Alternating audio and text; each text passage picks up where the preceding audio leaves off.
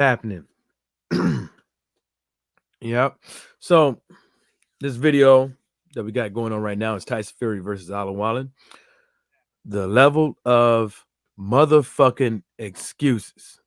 Um, I watched the fight. I didn't watch it live because, like I said, I had a good. Uh, I figured Samuel S. What's happening. I figured Tyson Fury was going to win this fight, so I didn't watch it that last night. What I did do, I watched the next day on ESPN. I was going to watch it on YouTube, but then I was like, the the video quality I knew was going to be, kind of horrible. So I watched the fight. I watched the whole fight. My old lady was next to me. She was like, "Oh, that's Tyson Fury," and I was like, "Yep." She was like, "He's not. It doesn't look that good." Syndicate J, what's happening? She was like, "He doesn't look that good." I was like, "Nah, not in this fight." So what I noticed was the level of body work that Otto Wallin put in. It actually paid off because Tyson Fury obviously didn't look that stunner in the later rounds. As far as he didn't look like he was in all that great of a shape.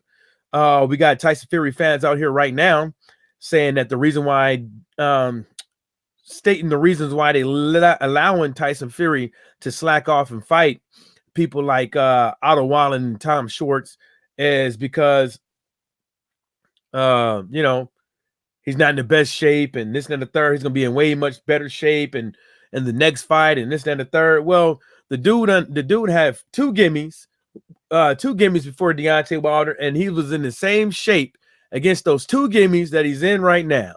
It's no different. Actually, some people could say it's worse. Or like I said, maybe it was the level of body work that Otto Wallin was putting in to tire Tyson Fury out. I didn't think Tyson Fury looked that great. The level of excuses. I don't want to hear nothing about him fighting southpaws and this and the third. He didn't have the gas to put him out in the later rounds. Because in the later rounds, he started leaning on them more. He started using his forearms more. He kept his weight on Otto Wallin, sometimes even on his back. I mean, he tried to keep it up, but he couldn't. Every time when Tyson Fury had a little spurt moment of a nice little combination, next thing you know it, his jabs don't look as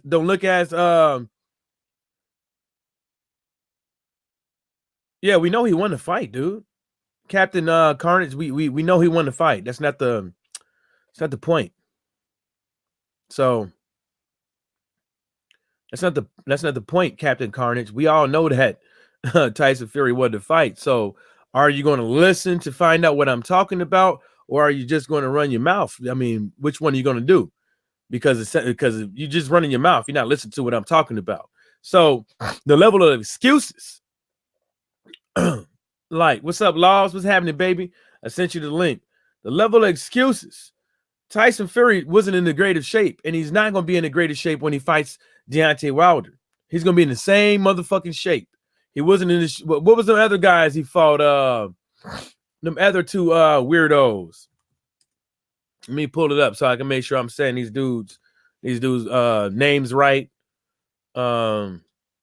Because I'm trying to get a point out there, not prove a point, but get a point out there. Because this Sefer Safari and the Francisco Piana, those, when Tyson Fury fought those guys right there, put it like that. Put it like this. Tyson Fury is in the same shape. No different. He's in the same shape. And then when he goes in to fight Deontay Wilder, he will be in the same shape. So ain't no excuses on why Tyson Fury couldn't have fought Deontay Wilder. And this was supposed to be a tune-up. Tyson Fury just got caught slipping. Tyson Fury wasn't in the best shape. But you guys going to say, oh, Otto Wallin was a credible opponent. Even Tyson Fury's team knew that. Of course they're going to say that because they're trying to build a fight that they know nobody wants to fucking see. Nobody wants to see that shit. So of course they're going to say that Otto Wallin was going to be a challenge. And then when you get up in there, dude, look at the weigh-ins. Tyson Fury was not taking this fucking serious. Look at the walk-in. Look at the ring entrance. Tyson Fury was not taking it serious. But the level of excuses. Oh, Tyson Fury doesn't fight well against. No, nobody want to hear that shit. Doesn't fight well against southpaws. This dude could not get this guy out. He could not get this guy out. He couldn't get him out in the 10th. He couldn't get him out in the 11th. He couldn't get him out in the 12th. Hell, in the 12th, when you watch, how fast y'all think Otto Wallin's hand speed is? Matter of fact, since we want to go to the level of excuses, saying that, Tyson Fury, blah, blah, blah, this and that, the third, he didn't look that great because Otto Wallin's a top fighter. Okay, let's put it like this. When it was fighting the inside, fighting the inside, we're not talking about that left hook. When it was fighting the inside, how many pity pats did Otto Wallin throw? How many shots did Otto Wallin throw that you could say that was meaningful punches? That was like, ooh, there was some good head shots. A lot of that shit was pity pats. And his hand speed is atrocious. It was horrible. Now, let Tyson Fury fight King Kong Ortiz or Andrew Ruiz or somebody with a little bit more hand speed. That's the only thing Otto Wallin needed was a little bit more hand speed, and it would have been a wrap. It would have been a motherfucking wrap. Let me read some of these comments. In my opinion, let's see here. We got Samuel S. Saying what's good, Laws. We got Marcus Johnson saying what's up, everybody. Laws D says Samuel S. What's good, bro. LL says Wilder will take Fury out by 4th or 5th round. It's not going to be great. I think Wilder was right when he said that when he says that he takes the lifespan out of people as far as when the game of boxing, because some of them punches that it looked like they was affecting Tyson Fury, I said looking like they was affecting Tyson Fury, didn't look like they had that much spunk behind them. Didn't look like it. It not one bit. So yeah, 4th and 5th, it's possible, baby. Law said he's gonna jump on in a minute. Samuel S. I see Wilder killing Fury in the rematch. Wilder gonna come in 230. It don't matter what. Samuel S. You know what? It don't matter what weight Wilder come in, because obviously 209 it didn't really matter. It's like people forget that. I keep saying it. If people want to say Fury wasn't in shape, the best shape against Wilder, which he ain't in the base shape now. He's in the same shape, but people forget that Deontay Wilder had surgery, and Deontay Wilder before the fight admitted that he didn't have the best of camps. He didn't really get that much sparring in and work in because he only had one fucking arm. These people out here is the level of excuses. Nobody out there using it as an excuse for why Deontay Wilder didn't knock Fury out more than nobody is using that as an excuse to why Deontay Wilder didn't knock out Tyson Fury. Nobody using that as an excuse to say why Deontay Wilder didn't knock down Tyson Fury more than 2 times. Ain't nobody using that for a level of excuses. You see what I'm saying? Wilder don't get an excuse, point blank, period. He don't get an excuse. He don't get nothing. All he get is get your black ass, your skinny legs in the ring, and we're gonna make fun of you, your boxing abilities, your boxing style, and that you only got you a one punch knockout artist. That's what he gets. LL said Fury looked horrible, and I'm a huge Fury fan. He looked bad, man. He looked bad. But on both sides, they could have done more. Otto Wallin could have went to the body a little bit more. Otto Wallin could have used that left hook a little bit more. Otto Wallin could have used the jab better. Otto Wallin could could have circled around the ring using angles better like his trainer was telling him to do. Otto Wallin could have stayed the fuck off the goddamn ropes. You know? But Fury didn't capitalize on it like he's supposed to be, you know, masterful footwork. Hell, Otto Wallin was the one that spun around fucking Tyson Fury. He spun around his ass. Oh, speaking about level of excuses, what's gonna be the level of excuses for the fight not being stopped when even this motherfucker said he couldn't fucking see? That shit was wide the fuck open. The ring doctor went up over there, wiped the blood off out of that nigga eye in between the round. They stopped the fight, called a timeout. He went up over there. The ref literally took a snot motherfucking rag, and wiped it across his eyes. And you could just see that the blood was in the corner of his fucking eye. Everybody and their mama know the fight should have been stopped because the motherfucker couldn't see out of his eye. He even said it. I couldn't see out of the eye. Of course you couldn't see out of the eye. And I knew you couldn't see out of the eye because I caught your ass in 3 occasions swinging that fucking midair. Swinging that Casper the Friendly Ghost in the ring because you couldn't fucking see.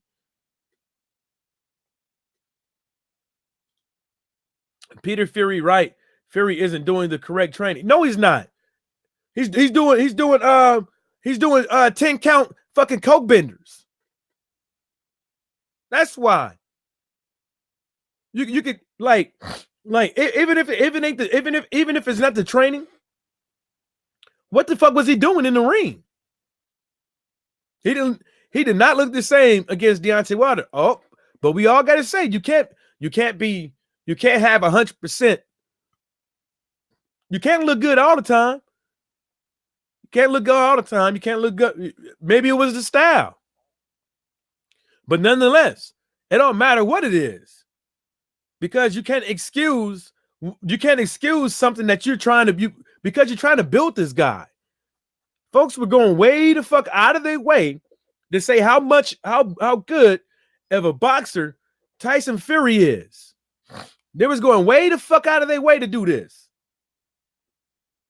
Way the fuck out of their way. How many things on Twitter and on TV and on YouTube did you see of about the fights with Suffer Safari, Francisco Pineda, Deontay Wilder, Tom Schwartz? Did you guys see that?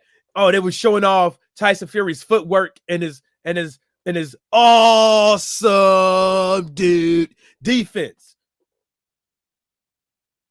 And then all of a sudden he fights Otto Wallin, and he doesn't, and he does not meet the standard that you guys tried to make. You can't say this guy is no masterful defense and has masterful footwork and all this shit, ring generalship and all that other bullshit when he getting tagged up like that by a slowpoke.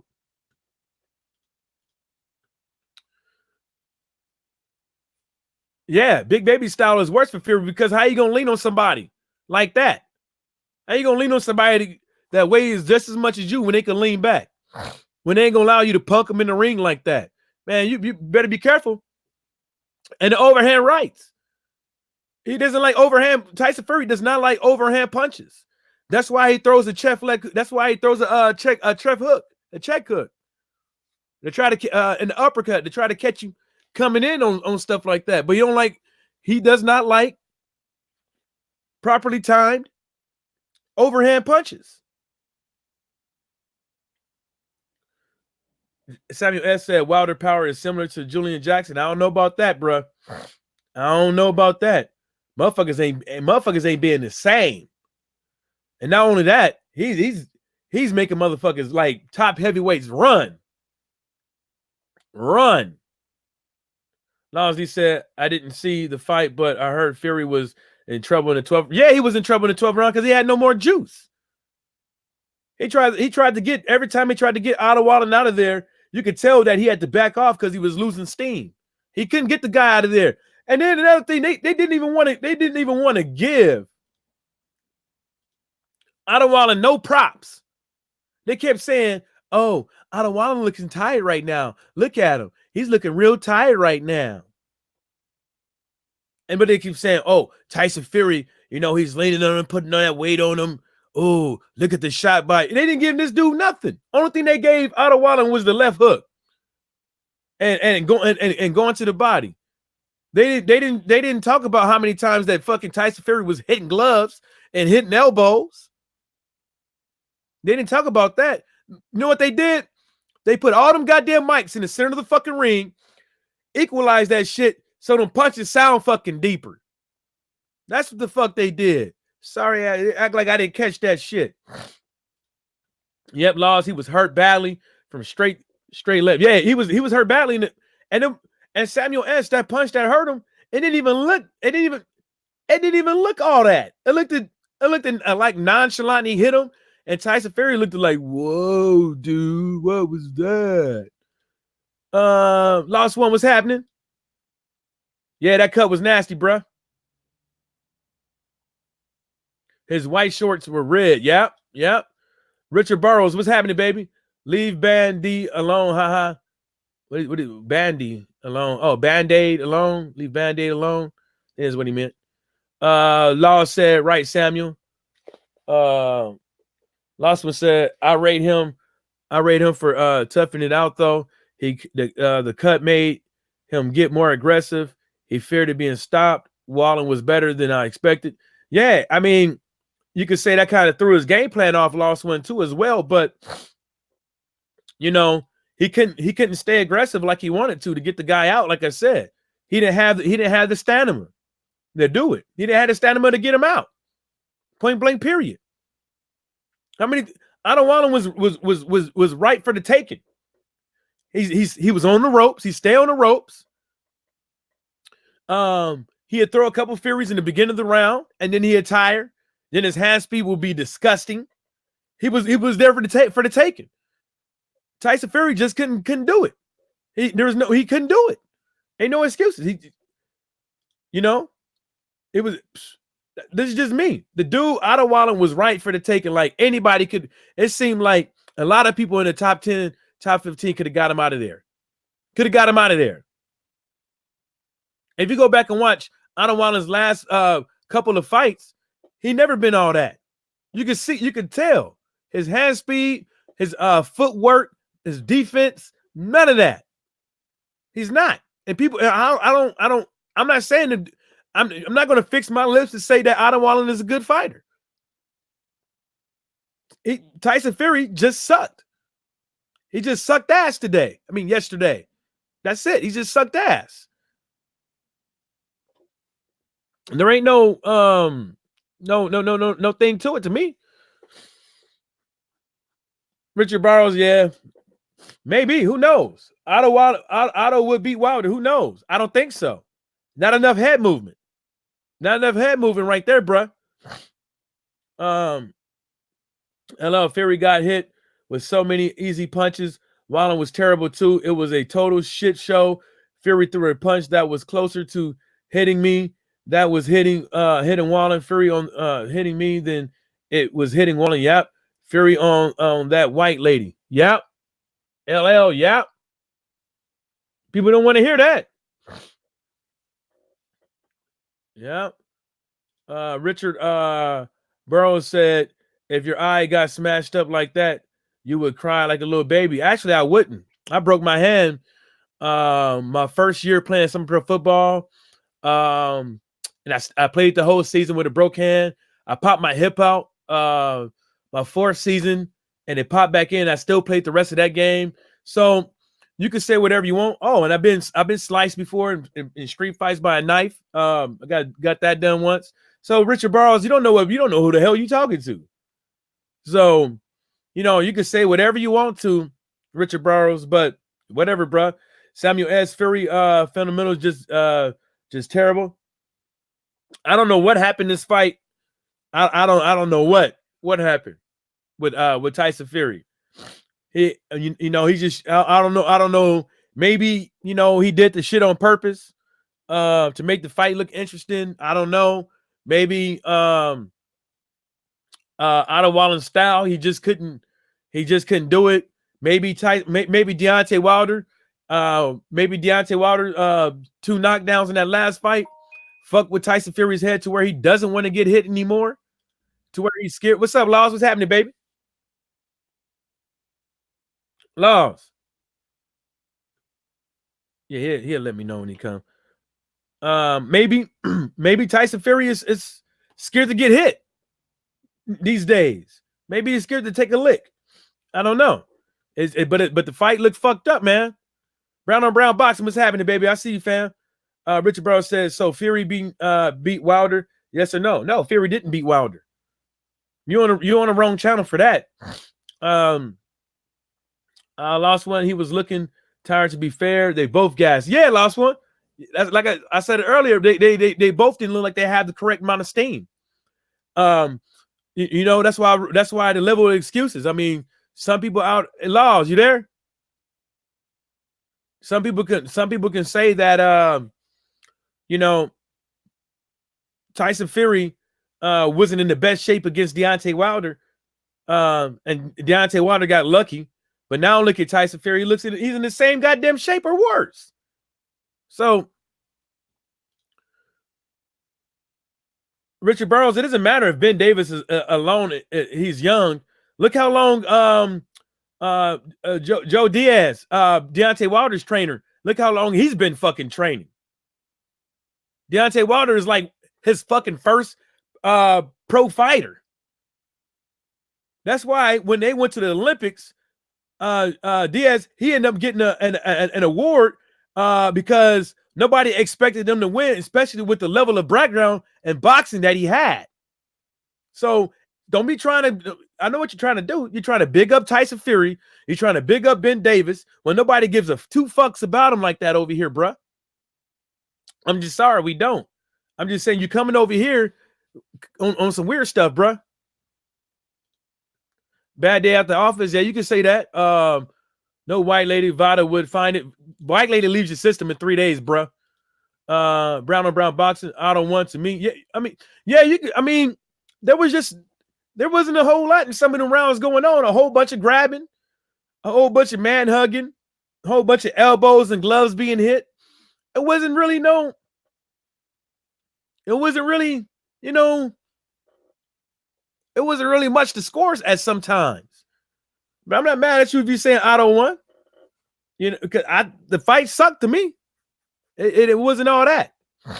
Last one said, do you see Wallin trying to touch up the cut at the end of the round? Yeah, because I think he was pissed off.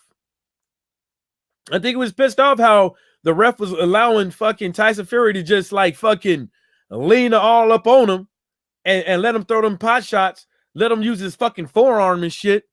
You know what I'm saying? Lean on his back and shit. You know, I think he was getting kind of pissed off, or he was probably just fucking with him. But come on, man, you know what that dude was. We all know what Tyson Fury was trying to do. That's the only way he could. You mean to tell me after you got cut and after you get gassed, the only thing that comes to your mind is to lean on the fighter, to try to wear him out by leaning on him, to try to use your forearms so you can get this guy up out of here?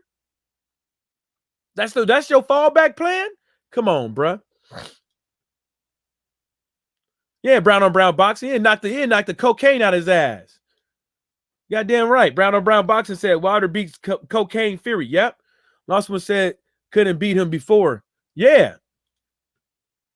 Lost one said, and he was in a much worse shape then. Who was in much more shape then? Who was in much more shape? Fury in the same damn shape. He was gassed. This fight. Who? I want to know, Lost one. What you talking about, bruh? Hey, I'm gonna pay attention now, Laws. I see the screen now, so try again, Laws. My bad. All right, I see you, Laws. Laws, you there? Yeah. Yeah, my bad, homie. Yeah, can you hear me? Yeah, I can hear you. Yeah, cool. So Lost, I'm trying to see what Lost one is saying when he said he was in much worse shape. You got to explain what you mean by that, Lost one, because I want to hear that one. Let me read these comments. I'm gonna let you cook, Lost. LL said Adams would take Tyson Fury out by round 3. Fury can't handle a 25 punch combo. Nah, he can't. You said a 25 punch combo breaker. Remember that shit? Oh shit! He said a 25 combo. Really? Hey, anybody throw that 25 piece at him, man. You can't do nothing with that, bro. Brown on Brown Boxing said Fury was in the same shape and he was for Wilder fight. Wilder was at 204 at the fight night. Yeah, tell him Brown on Brown Boxing. Tell him. You mean to tell me Tyson Fury was you could see that Tyson Fury was tired in the 6th round. Damn, Laws, where the fuck you go? You can see that Tyson Fury was tired in the 6th round. You can see that he was starting to fade. Like, that juice is wearing out, baby. I see you, Laws. Yeah, the juice was wearing out. So, and then Laws would say he was fatter before I had a belly. Having a belly does not mean being fatter and having a belly does not mean you're not in shape. Doesn't mean you are in shape as well. Look at Andy Ruiz versus Anthony Joshua. He was putting that work and he was not stopping. He didn't look like he was slowing down. No, nothing. Looked like he was on that ass in shape. That Can you hear me, man? Yeah, I can hear you. That Toucan Sam just follow your nose shape. Chase you down in shape.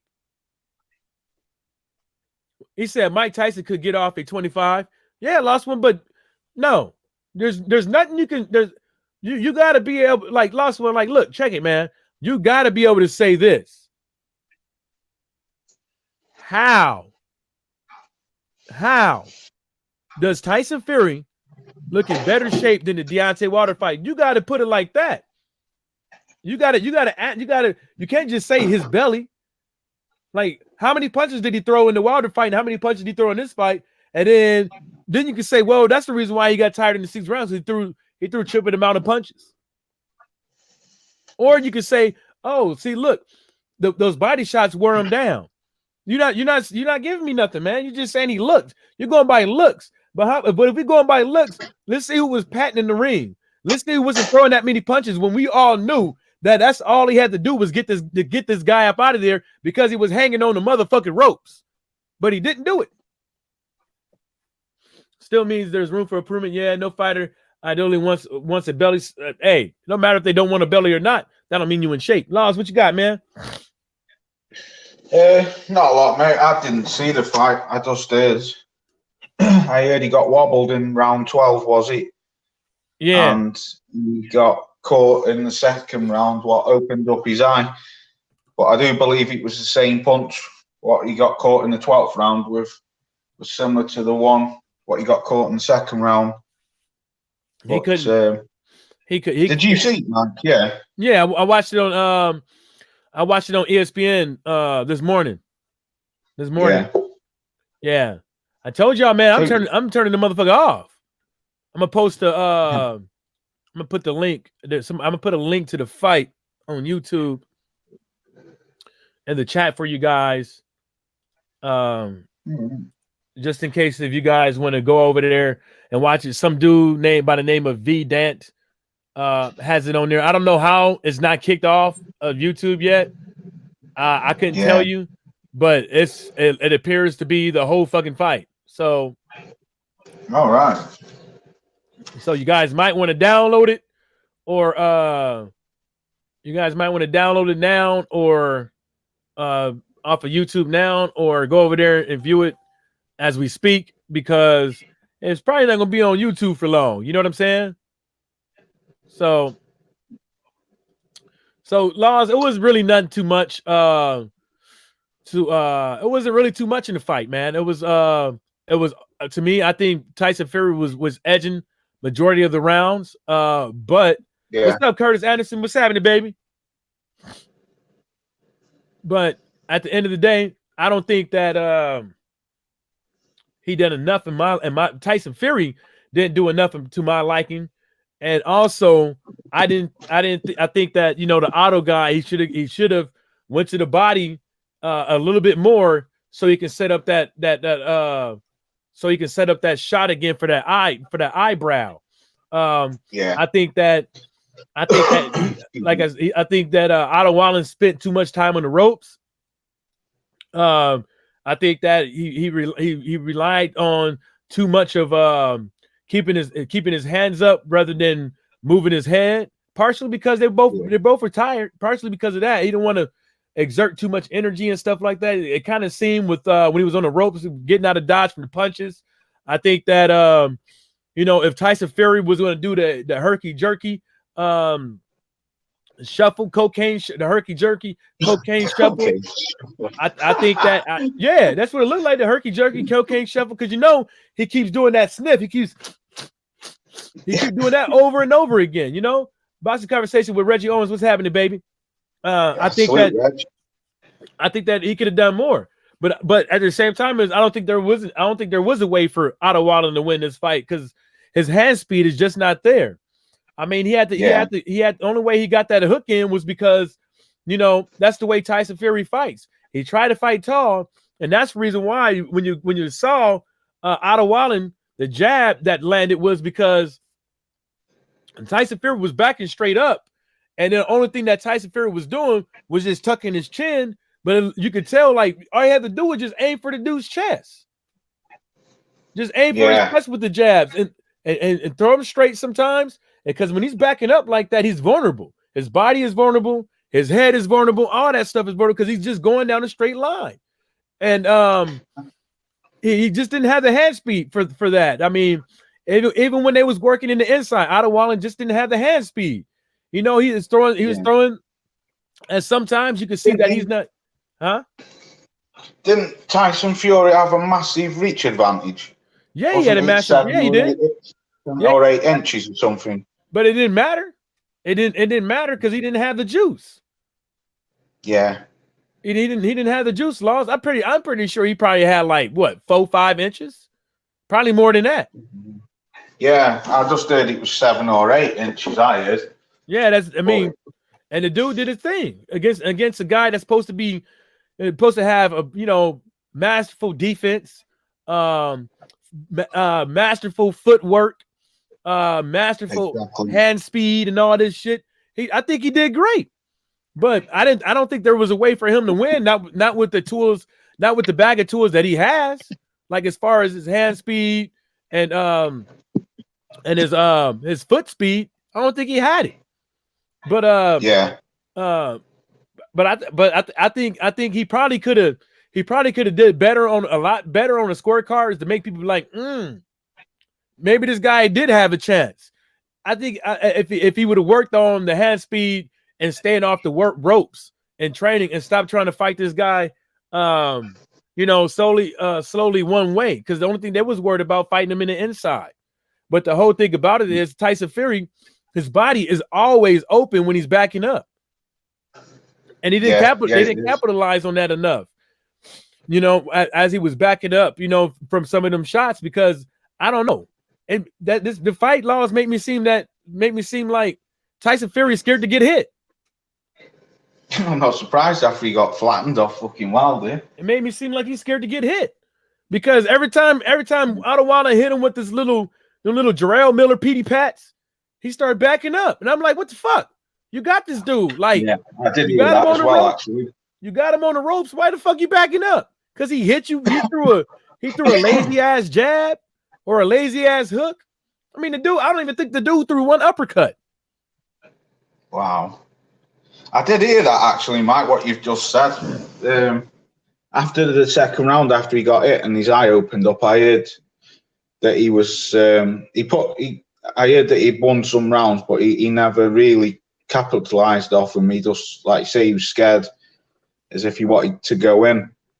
Say it again. In case I heard that what you just said, that he was winning some rounds, but he never went in because he was scared, as if he was going to get hit again. Yeah. After being caught in the second round of that, whether it was a left or right, I don't know. He didn't want no parts really like that. And then he was getting tired. Boxing conversation with Reggie Owens said Fury has lost something and his father is concerned. I think the motherfucker lost something too. And I read some of that article of his dad speaking. I'll put it like this. There's going to be, we had somebody on here trying to defend it. AJ Boxing Live, what's happening, baby? I think it was some dude earlier on the channel, some Richard dude was trying to say how young Ben Davis is and stuff like that. It's not about his age. It's how long has he been a coach in the sport of boxing, just like Deontay Wilder's trainer. How long has he been a coach and a trainer in the sport of boxing? You see what I'm saying? That's what we understand. Don't think he's been doing it that long, has he, Ben Davidson? No. He's been doing it. Same thing like him. The whole thing about it is obviously it ain't working. It didn't work this fight. Nothing. Y'all got lucky. Y'all won this fight on for pure talent, and they lucked out that this guy didn't have any athletic abilities. They got lucky because if Otto Wallin had any athletic abilities, Fury would have been fucked up. If you think that cut looked bad now, if he had an ounce of athletic ability, that thing would have been looking like hamburger meat. Matter of fact, them two eye cuts, it would have been looked up like a fucked up coochie. That's what it would have been looking like. It would have been looking like a beat up coochie, a beat up bloody coochie. Nasty. It would have been looking like roast beef pussy lips. I read that thing like I'm gonna get back to that because it's disgusting. I read it and I think you're kind of right. Like I'd be concerned if I was a dad too. I don't want to see my son lose because of the trainer not doing what he's supposed to do, or his son not following with the rules, what the game plan was, or what it's supposed to be. JB boxing, what's happening? You know, what's his dad said, Mike? Let me get into it. I'm gonna read it. He said it was a circus. I mean, the whole thing was a circus. His dad is like, it's a circus. If I had my way, the lot would be gone. Fury told BT Sports Box Office, he said if he had it his way, the whole lot would be gone. And then he goes in and say, I'm very proud of the way he mauled his way through it as he showed a world-class heart, and he will come again. He needs to go back to the drawing board and see what went wrong. Yeah, of course they need to go back to the drawing board and see what went wrong. A lot of it went wrong. and, you know, it said things ain't right, and he needs to look where he's gone wrong. I have an idea for a man after 8-week camp to have no breath left after 2 rounds. What's happening? He's got down to 254 pounds, and his strength and power have gone with it. That wasn't Tyson. See, his own daddy saying he had no fucking wind. He had no fucking power. No, he had fucking nothing. The only thing he had was his talent. Yeah. He went off of pure talent. He didn't win off of athleticism. He didn't win off of having being in shape. And you got people over here saying that he's in shape. He's not. He's no better shape than Alexander. I see you, baby. I'm sorry. Alex, what's happening? I'm good, man. What's that? Yep, Alex. Yeah, guys. Yeah, sound mate. Yeah. See the 4-5. Also, Tyson Fury had the crimson mask, and his face was busted up. He should have wore that shit out the ring. The crimson mask. Yeah, that's why his ass. Yeah, he was all busted. He leaked like a fountain, didn't he? Did he do it? Hey, anybody know if he did an interview yet? Tyson Fury. Did anybody know Tyson Fury did an interview yet, or is his ass still in the hospital? I've not seen anything, mate. Do y'all think? But let's be real.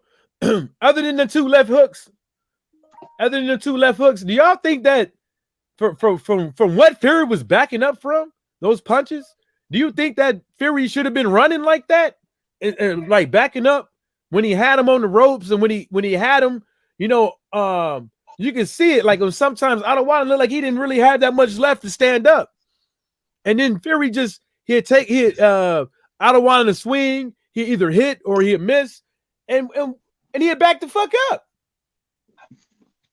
Yeah, I heard Mike. When you underestimate another boxer. Yeah, it's another cherry pick nearly gone wrong, wasn't it? Yeah, I don't think he's been trained properly for that, and I think I don't know, because he's a bit crazy anyway. I don't think he was in the right mindset anyway. He was probably thinking about the Vegas Strip after the fight. Strippers and cocaine. Yes. And crack. Let me read some of these comments. Go on. AJ Boxing Live said Wilder knockdown have take his toll for sure. It looked like it. AJ Boxing Live, Tyson Fury needs Peter Fury back. He needs something back. He needs somebody. They need help, man. Because that's horrible. JB Boxing, Evening Gents, what's happening? EJ Boxing Live, cherry pick going wrong. You know what? Another thing, he probably not even eating right. He losing all that weight. He probably not even fucking eating right. Who says he could be doing all that exercising, but ain't eating right? Is he still flabby around the stomach? A little bit. He's still there. He ain't gonna lose that shit. He ain't gonna lose that shit. Robotnik. If you guys know Robotnik from Sonic. Yeah, we know what that is. He ain't gonna lose that belly. It's probably just loose skin. Yeah. Boxing conversation with Reggie Owens. Yeah. It says his pops keeps it real. Yeah, he kept it too real. He's like, that motherfucker got to go. Oh, that's a pure gypsy. Them guys keep it real. Yeah, he ain't even try to like cushion the blow. He just said, "Man, get your ass up out of there. You fucking my kid up." You know what I'm saying? Yeah. I want to whoop y'all asses after the Deontay Wilder fight. Shoot. I know Ben Davis. I know he running. I know his ass ducking. He ducking that fade. Yeah, his old man's a ruthless little fucker, isn't he? His old man. He's a proper gypsy, he is. Huh? What? He got into a fight over here and he can't come back. Yeah. He got into a fight over here. He probably got like a felonious assault charge, which is like a felony. He's been in jail for fighting and stuff. I'm talking about over here. No, I mean over here as well. That'll go against him. Yeah, I know. Over there he got arrested. I won't doubt that. I know he got. I know his ass been arrested over there. Times. It look like he's one of them dudes. I don't mind spending the weekend in jail to beat your ass. You don't mind spending the weekend in jail. Let me read some more of these comments. AJ Boxing Live said yes one. You cool. Lost one said yeah you. Something with a question. He asked him a question. Old eyes. What's happening, baby? No interview yet. Yeah, I that's what I figured. No interview yet. Exactly. Boxing conversation with Reggie Owens also said no interview yet. He also goes to say Fury was backing up because Wallin was hurting him. But they didn't. I don't know. Is it just me? Because some of the punches don't look like they was the punches that even hurt. You know what I'm saying? Or is this dude just? Is that B. Wilding? What's his record for knockouts? Otto Wallin? I don't think it could be that great. I don't think they could be that. I don't think it could be all that. Yeah. I was going to say I spoke to Usyk today. Kingsley Thompson. Kingsley said he's feather fisted, isn't he? But I don't know because I've not seen his record. I mean, to make somebody cut like that, I mean, to split like that, you gotta have a little juice behind you. You know what I'm saying? He got 21 fights, 13 KOs. No, so he's like halfway then, 50-50. Yeah, about I mean, well, you could if you went around it and stuff, but look at the people he knocked out was like, motherfuckers I can't really pronounce their name. But drivers. Yeah, basically that's it. Bus drivers. Ain't really been nobody spectacular or anything like that. I could pronounce that name, Raphael and Osborne, but that's about it. JB Boxing says that cut will take months to heal properly. He will need a few weeks of training alone just to make sure it's not a weak spot. It's gonna have a weak spot because because when you get cuts like that, man, you gotta massage the motherfucker. You know what I'm saying? To get the tissue to not be so tender after the stitches come out and all that stuff. You gotta massage it and stuff like that, and then it might end up there's gonna be a weak spot, but it just depends on because you're gonna have to sit down because you don't want sweat getting in there. Because sweat will loosen up. The sweat could cause wearing the hair gear and sweating can cause an infection, can cause the stitches to loosen up and rip. So he's going to sit the fuck down. That's another thing too. I mean, he could wear a headband. He could try to wear a headband and at least do the bike, run. But he can't be taking shower. He can't take showers. He can't be letting that steam get all on it. I mean, you're gonna have to keep it clean. I mean, because it's gonna ooze. It's gonna ooze. You know what I'm saying? And drip and stuff like that. So you gonna have to, clean it every day, make sure it's good to go, and because he can't afford to have it rip open. You know what I'm saying? It's gonna be about 2 to 3 weeks. The stitch is gonna come out probably, maybe 4 to 5, depends on how he heals. You know what I'm saying? But the stitches ain't gonna be there forever. But he can't exercise. You can't exercise by them stitches. Before Fury even started boxing, I remember some guy said that Fury could bleed easily. He could get busted open easily. And I thought, where did he get this from? He wasn't lying. When this fight happened, he wasn't lying. Yeah, he got them the way them brows is made. He should have kept that fat on his noggin. If he would have kept that head meat on top, he probably been all right. Probably would have had some more cushion. He's lost a lot of weight off his face, hasn't he? Yeah, but JB right. It's gonna take like 2 months. Easy. Because it's gonna be tender. Like even after the stitches come out, and even after it fucking closes up and fully closes up and heal, that shit gonna be tender. Yeah. Gabe Rosado, that guy, you can up at the same place if you guys are familiar with him. Say again? Gabe Rosado. That guy kept on getting busted open in the same area. Yeah. I mean, that's the fucked up part, because they can try to cut around the old scar tissue and seal it back up, like cut it out and seal it back up. But the thing about it is that, not everybody healed the same with cuts like that. Some people scar real bad and some people don't, and if Tyson Fury is one of those guys that scar real bad, it's gonna open back up. Somebody gonna open that shit back up. Yeah. And that's gonna fuck up his whole. And with Tyson Fury, he says like, oh, boxing saved me staying in the gym is my sorority and all that stuff.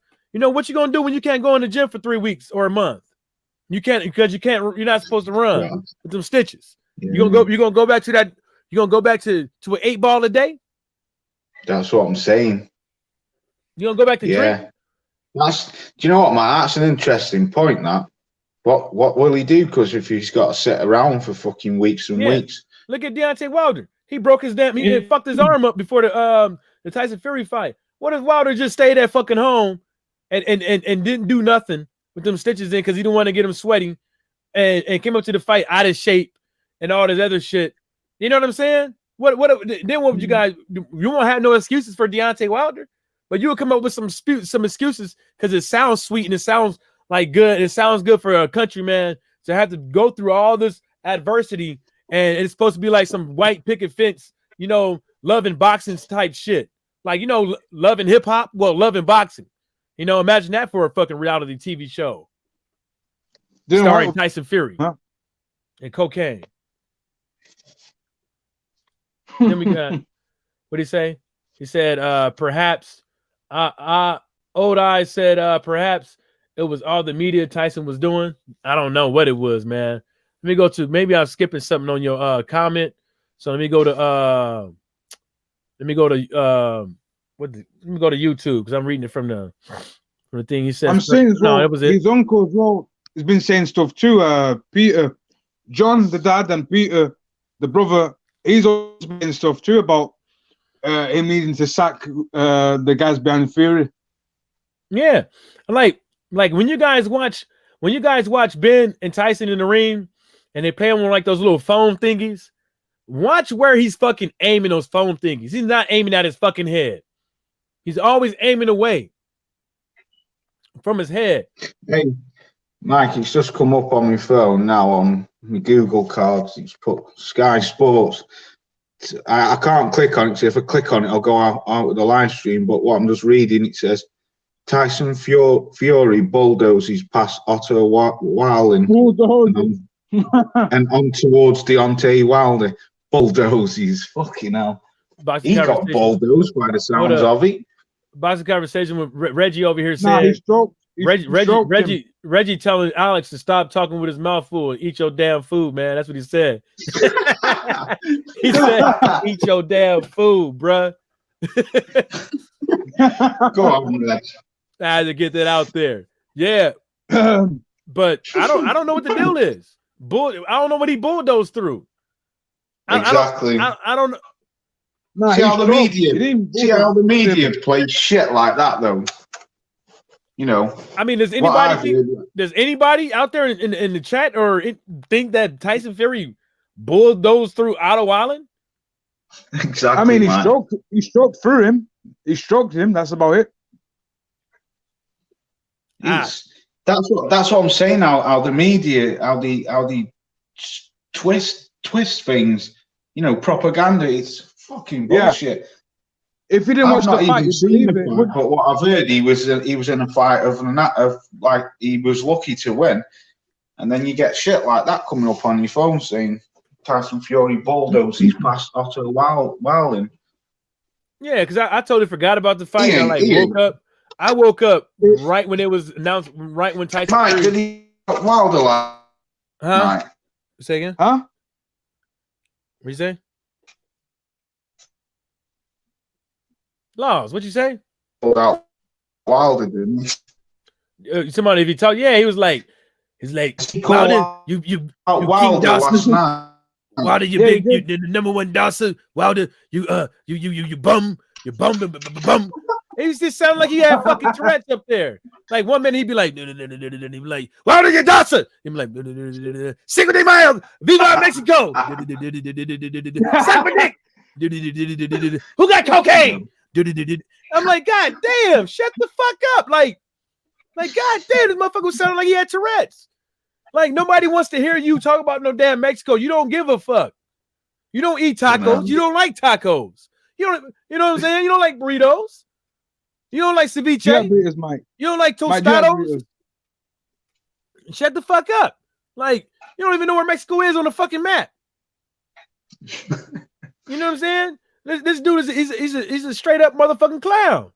Damn, I didn't know. Last one says his dad stabbed someone in the eye. Talk about up close. He gouged someone's eye out. Damn. Talk about up close and personal. Fuck. Yeah. Oh, I know his dad. He's right. I don't know his dad's history, but I do know his dad. His daddy is a bit of a bad man in his day. He's a proper gypsy, his dad. What you say? Was he like some sort of enforcer? Who, his dad? Yeah. No, his dad was a boxer, wasn't he? His dad was a professional boxer. Oh yeah, he was, wasn't he? Back in the 80s. Yeah, his dad was a professional boxer, and then I don't know what happened, but he'd come out of boxing. Yeah, he probably was getting his ass whipped. No, I don't think he ever got beat. You know, I don't think he had a lot of. I don't know. I seen something on him ages and ages ago. I know he was a professional boxer, and he came out of boxing for some unknown reason. And then I know he started to do a lot of. He's had 4 losses. Street fighting. Is that what he had? Yeah, 4 losses. I know he did a lot of not street fighting. What do the gypsies call it? Organised bare knuckle fighting. What? What you say? Bare knuckle. Bare knuckle. Yeah, bare knuckle fighting. Yeah, he went into that after, and then I just know he's been in jail a few times. Yeah, he retired in 1995. Okay, I got the record. So yeah, John Fury, right? Yeah, John Fury. Yeah, he got 8 wins, 1 KO, and 4 losses, 2 by way of knockout. So he got knocked out his last 2 fights. Well, Henry Akawande. Yeah, and Steve Garber knocked his ass out smooth. And Steve Garber got 25. He was 19 and 23. And then he got knocked out by a dude who was 11. The dude he got knocked out by a dude that was 11 and 0. Oh shit! He was getting his ass. He got his ass whooped. Yeah, Henry Akawande. Yeah, Henry Akawande whooped his ass. Damn, Henry Akawande, he kind of like Booker T in the face. He got his hand up I like it remember almost him. 5 times. Yeah. Baton. I remember him after Monday. No, I can remember him, Alex. Yeah, he got his ass knocked out by Oliver McCall though. Yeah, I remember him after Monday. I can remember him. Yeah, definitely, I can remember him. What's his name? Henry Akinwande. Yeah. Yeah. Yeah, Didn't I he remember fight- him as a kid. I remember him. Mm-hmm. Damn. He was round. Yeah, he was round about the time of Holyfield and all them, Lennox Lewis. Damn. I guess Oliver McCall had a fight this year. Did he? Yeah, he did. Yeah, he Yeah, had a man. fight in May, didn't he? Yeah. His last fight was in May. Yeah, he won. Yeah. Oh, Geezer still slanging them hips 54, didn't in he? the ring. McCall. Yeah, that motherfucker 54, yeah. These guys don't 54. retire, do they? He need that shit. I need some money. I need some money. Don King. Nah, was he under Don King? Nah. I think he I don't was. I think he was when he fought Lewis, wasn't he? The first fight? The first time, yeah. Yeah, he was under Don King because Don King was in the ring. Don King, he hugged That's Don right. King in the ring and everything. Yeah, you right. That's right. Yeah. Oh, you know he got robbed. Boxing Yo, but conversation this with guy's Reggie been Owens. fighting since 1985. Yeah, before I was born. Yeah. No, well, He's a relic. it says Oliver McCall. Yeah. You're right. Let's see here. Boxing conversation when Reggie Owens said Tyson's punch resistance is fading, and his power is fading. Both of them did. That shit was horrible. It was like the motherfucker ain't been eating vegetables. Like motherfucker came in the ring with nothing, but it's just the talent and his shorts and the shorts, his jock strap, and his boots. That's the only thing in his glove. That's the only thing he had. I don't get it, man. Maybe Deontay Wilder did fuck him up. All I said, what's Freddie Roach have to say about it? I wouldn't care what Freddie Roach got to say about it. Freddie Roach need to sit his old shaking ass down somewhere. People are saying that Freddie Roach should train Fury. Nah, I think I think with Fury, what he needed to be working on is his stamina. You got to be able to keep up with Deontay Wilder power. You got to be able to keep up with that power. I mean, you got to be able to keep your hands up. You got to be able to, keep moving around the ring. You got to keep on doing that shake and tick Freddie Roach thing he like to do in the ring, the Freddie Roach shuffle in the ring. He got to keep that up, and the only way you can keep that up is through cardio. Is maybe you need to up it in when you spar in the gym. Maybe you need to do 20, 25, 30 rounds as much as you can, because you're gonna have to do something when it comes to Deontay Wilder. You're gonna have to be great. If you want to beat Deontay Wilder, you're gonna have to be great. If you want to beat Deontay Wilder, you're gonna have to do anything and everything within your power. Because if it goes 12 rounds, how are you gonna avoid that right hand for them 12 rounds? Because you're gonna have to be perfect. You're gonna have to be great. Because at any given moment, you might not be able to get up. You might not be able to get it up this time. You see what I'm saying? Yeah. Last one said he's 6'9", 250. He's not that feather fisted. Obviously, he's not 250. He's not 250. He's like 240, 254. I believe how much he came in weight. I think it was 254. But nonetheless, for being 6'9", 250 pounds with that great of a reach, you should have had this guy out of there. So obviously, you came in a bit feather fisted. His own daddy is saying that from the Tyson Fury that I saw fighting from day one until now, is something looking off. Somebody who's been around his whole fucking life is telling you that something ain't looking right. Saying that he was gassed in the second round. Saying that his punching power wasn't really there. I don't know what they got. I don't know what they doing in the gym, but something ain't right. What would you say? What would you say it is? Lost one in. What would you say the problem is? His diet? Maybe he should get with snack. Maybe he should go back to doing an 8 ball a day. What would you say it is? Boxing Conversation with Reggie Owens says, right, Gab had major issues after suffering his cut from Triple G. It set Gab back. It did? Damn. You can't be getting cut, man. Them cuts you can't be getting that's bad. I mean, that's another thing. What would happen if Tyson Fury? What would happen if Tyson Fury had that type of cut against Deontay Wilder? Oh, that'd be that'd get Deontay Wilder with any of them there and there. He's like a shot. Yeah, put it like this: the only reason why they did not stop that fight, because the fight should have been stopped. You can tell. You can look on TV and tell that there's blood in his eyes. That means he could not fucking see. The only reason why they didn't stop that fight is because of politics and Tyson Fury was winning on the cards. Other than that, because if Tyson Fury was losing, they would have stopped that fucking fight. They would have stopped that fucking fight. Point blank, period. I think Crawford said something like that, more or less. If it was somebody else, they would have stopped the fight. Yeah. You couldn't see. You could tell. If somebody got, I just want to know all your opinion. Out in the chat and out in the chat and in on the panel. If you get blood in your eye, can you see? Nope. If you go back and watch, I saw it. Did y'all happen to see blood in Tyson Fury's eye? Yeah, it wasn't it. Because there's even a picture, right? It's so detailed. You can actually see it on it. Is it left eye or right eye now? It's the right. Yeah, on the right eye. I saw blood in his eye. And then his eyes went red. And then after he comes out of the corner, you can still see in the corner of his eye, you can still see that there was blood in there because you can see the red. You can see the red all around the motherfucker. He didn't get poked in his eye. That was blood. And then the ring doctor even had to wipe blood out of his eye when they was checking him out with that snot dirty ass rag.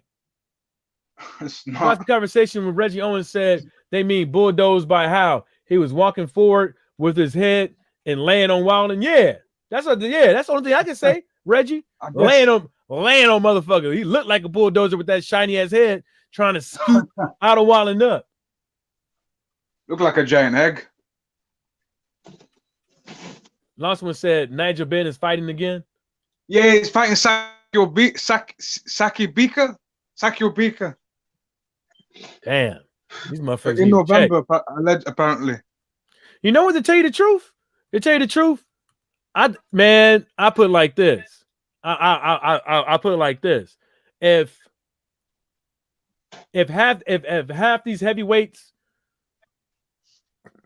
had a little bit what Holyfield had a little bit what Lennox had a little bit of what Mike Tyson had, they'd be looking good. And they'd be looking good right now today. How many heavyweights do y'all know that y'all know like constantly move around the ring, stand on the balls of their feet? How many heavyweights like properly utilizes their jab on a consistent basis? You see what I'm saying? Like you don't see a lot of exactly. JB Boston said, "I've always seen Tyson as a buzz fighter. We've seen lackluster performance against Piana and Safari, then a good one versus Wilder. Yeah. Well, it wasn't really even against Wilder. It wasn't that many punches thrown in that whole fight. Eubank versus Groves was bad.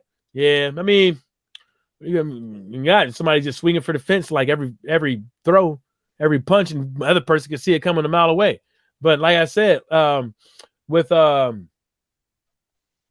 Tyson Fury and Wilder, the other thing with Wilder was just his punches. All of his punches in that fight were just all telegraphed. It was easy for Tyson Fury to fight in that one, but in this next one, it ain't gonna be that easy. It's not gonna be that easy. He's going to get caught again. You know, what was you saying, Laws? No, I'm saying I'm going to drop off, but I'll jump in your chat. So I'm going to make something to eat. I'm starving. Hey, cook for me real quick. Let me just go get a drink. Y'all cook for me for a Yeah, bit. Let me go okay. get a drink real All quick. right, yeah. Did you see Lost. the fight, Alex? Nah, I just saw. I only read the you know the basically what happened and etc. Saw a few of the pictures. At Yeah. first, I wasn't interested at all. I wasn't interested. There's it's going to be another bum bash. That's what I thought. So as I said, I'm going to go to sleep. I ain't staying up 5 o'clock in the morning for that. No, that's why I didn't watch it, because I just thought it would be, like you just said, another bum bash. Another bum bash. But But I said, but then I said, I thought, no. Then I remember I asked you, are you going to come online if he struggles or something? He wins still, but he has some sort of struggle or gets exposed. Remember that one? I said that. yeah, Yesterday. Yeah. Well, it looks like it happened anyway. I don't think he'll be fighting Deontay Wilder very soon, though. Do you? I mean, it's right. So it's at least 2 months, isn't it, to get to sort the scar, right? Not the scar, to get the stitching out. I'm back. Yeah, probably. At least 2 months. He definitely. I don't think. Go on. No, he definitely won't be fighting Wilder. I don't think next. I can't see that. Not if he struggled against this guy. I can't see him going in and fighting Wilder next. That means Wilder can just go to do his thing then with Ruiz. Didn't he say, like, look, move to the side sort of thing? Didn't he say that? He did. He did. He told Fury, step aside. Yeah, so then he can. Wilder can proceed on doing what he needs to do then. To be honest, that's even better. If he doesn't fight him, then he can fight Ruiz. Yeah, that's a good point. What GB's put? Yeah, he did. He said that last night. It's his fifth. That was his last fight of his fifth by BT. So yeah, he'll be going to Sky Sports. I agree with that 100%. I think he will. Sure. Billy Joe's gone. That was stinker. That was his last fight. You better pay him that money. BT, you better pay him that money. Yeah. You go to I'm her going now. to drop off, but we'll jump in your chat, yeah? All right, bro. All right, thanks for having me on. I'll still be in your chat anyway. All right. Peace. Yeah. Peace, Loz. But BT just better pay him the money. Yeah, Rusty will go to Eddie, wouldn't he? Mm-hmm. Right, Eddie, you got the money. All right, I'll come in there. All right. Thanks to Hater out there for pressing that dislike button. I greatly appreciate you, my Black African brother. But yeah, I didn't see. I don't think there's what we got here. Sanders and Devin Haney are fighting on Logan Paul versus. I didn't know that. Yeah, Sanders is fighting Gabriel Rosado. Yeah, I didn't know that. No. Yeah, Fred interviewed him. Well, he didn't. He said they're trying to fix it, so we don't know if it's. But he's trying to fix it. He thinks the fight is probable. Yeah, but California might, they be on some. They be some assholes, man. Who? In California. California. Mm-hmm. Boxing Commission. Oh, right. Yeah, but I wouldn't really. I if I was a boxer, I kind of would want to be on it.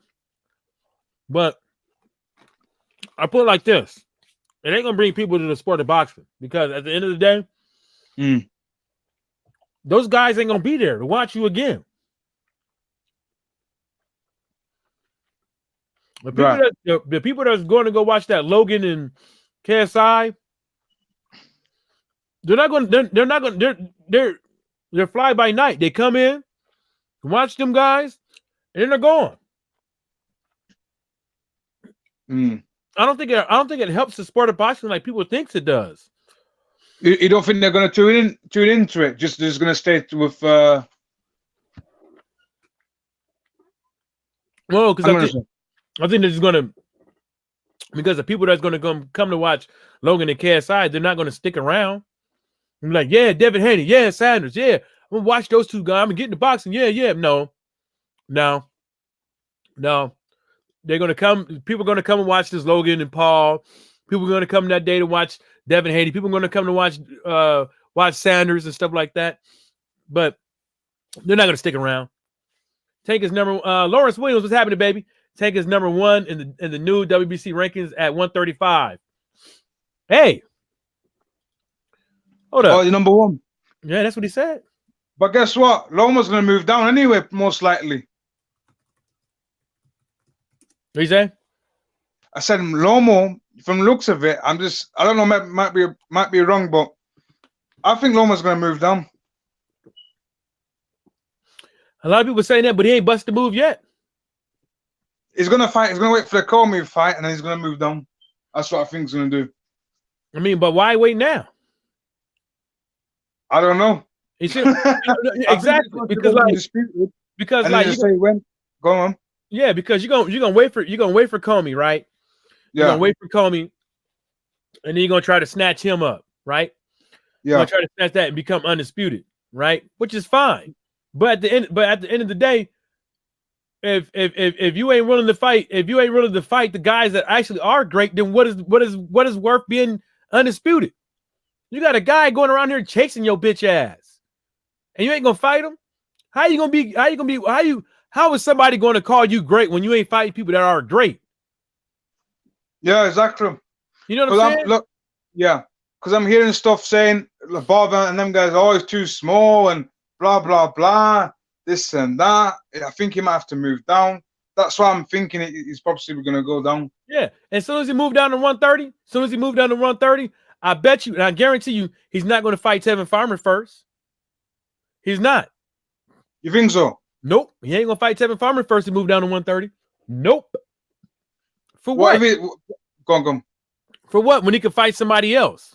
When he could fight somebody else that seems easier. When he could fight somebody else and still at the same time is, you know, the matchroom boxing and all them other guys that like, you know, how they like to, you know, top ranked guys, how they like to run that funny style, ass promoting shit. They're going to talk about him. They're going to talk about Tevin Farmer. They're going to talk about him. But they like to wait. They like to marinate. And then one of them gets upset. Yeah. I mean, me personally. It's strictly formula, man. You need to get rid of that. Do away with that. Me personally, like, you know, with the WBA, man. Come on, bro. Come on, bro. Somebody needs to step up. Somebody needs to step up and call for a mandatory and stop having this guy just walk around here ducking. You know, if you really want to be great, you got to fight the guys. I mean, we all know you got your ass whooped before, but you know, nonetheless, and you still ain't learned your lesson. So how about we just go over here and while you waiting for Richard Comey, how about you go and fight that dude named Tank Davis?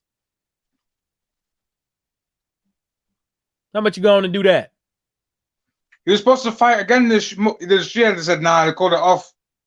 He's going to say, or go ahead and fight that guy that just got around on the scene, and you could try to like pluck him while he's young. How about you go over there and fight that Devin Haney dude? You don't want that.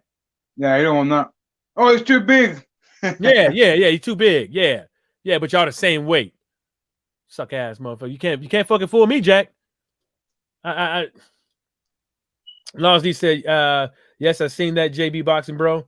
JB boxing said that brings revenue to the zone, not boxing like Eddie says. Yeah, it's not exactly. It ain't got nothing. Like I said to say people the other day, it has nothing to do with boxing fans. Saudi Arabia has nothing to do with boxing fans. It's all about money. That's all it is. Which is fine and dandy and all, but guess what? We are the ones who got to pay. We're the ones who pay for this shit. We the ones. Say, I'm not paying for that. But you feel what I'm saying? Yeah. I feel what you mean, though. Yeah. Yeah, we the ones who pay for this shit. We the ones. We the suckers at the end of the day. The people are gonna be like, why do you care about how much Edward Hearn makes and this and the third? Because it's my goddamn money. I'm the dude that's subscribed to his own, who helps this motherfucker out, who helps to pay his motherfucking bills. You know what I'm saying? This dude is always going around here trying to put KSI and logo on the fight card just to make the card big. But how much money is the fighters going to get? The real fighter is going to get. How much money is they going to get? The people that actually do this for a living on a consistent basis, not no fly-by-night professional boxers. But yeah, these boxing fans are suckers. Like, I was on this forum. And this guy, he showed a screenshot of his ticket that he got for the Tyson Fury and Otto Wallin. I was like laughing. This guy, he's showing his ticket with pride as if he's the shit or something. It's a bum bash. There's nothing special about that fight. But they always find a sucker. You see that? Oh, they found a whole bunch of suckers. Yeah. And they're hard, and these are boxing hardcore fans. They're not casuals, they're hardcore fans. It sounded like they were just happy to see Tyson Fury. Yeah. That's what it looks like. I was like, you're gonna go for that shit. And that's why they continue doing these garbage ass bum bashes, bum bash after bum bash. Man, it's irritating sometimes, man. I mean, that's what I'll be saying. It's like this. You getting $80 million allegedly from the Saudis to have a boxing match. They're looking to get that money back somehow, right? Yeah. And there's only like 19, what is it? 15,000 seats? 19,000 seats? Wasn't it 7,000 or something? It's not a lot of seats, basically, right? It's under 20, right? Fans can't even go there. Real boxing, how many real boxing fans can afford a $5,000 ticket? Which I'm going to assume that's how much it's going to cost. Because if it's 7,000 seats in Saudi Arabia, when the government is backing this, how many seats are going to be under $1,000? How many? I don't think so. I don't think that many. How much money is these fighters on these undercards going to get? You see what I'm saying? If it's really earn with Hearn or earn with Hearn and DAZN or just earn with Hearn. If it's really like that, how many fighters are actually getting paid?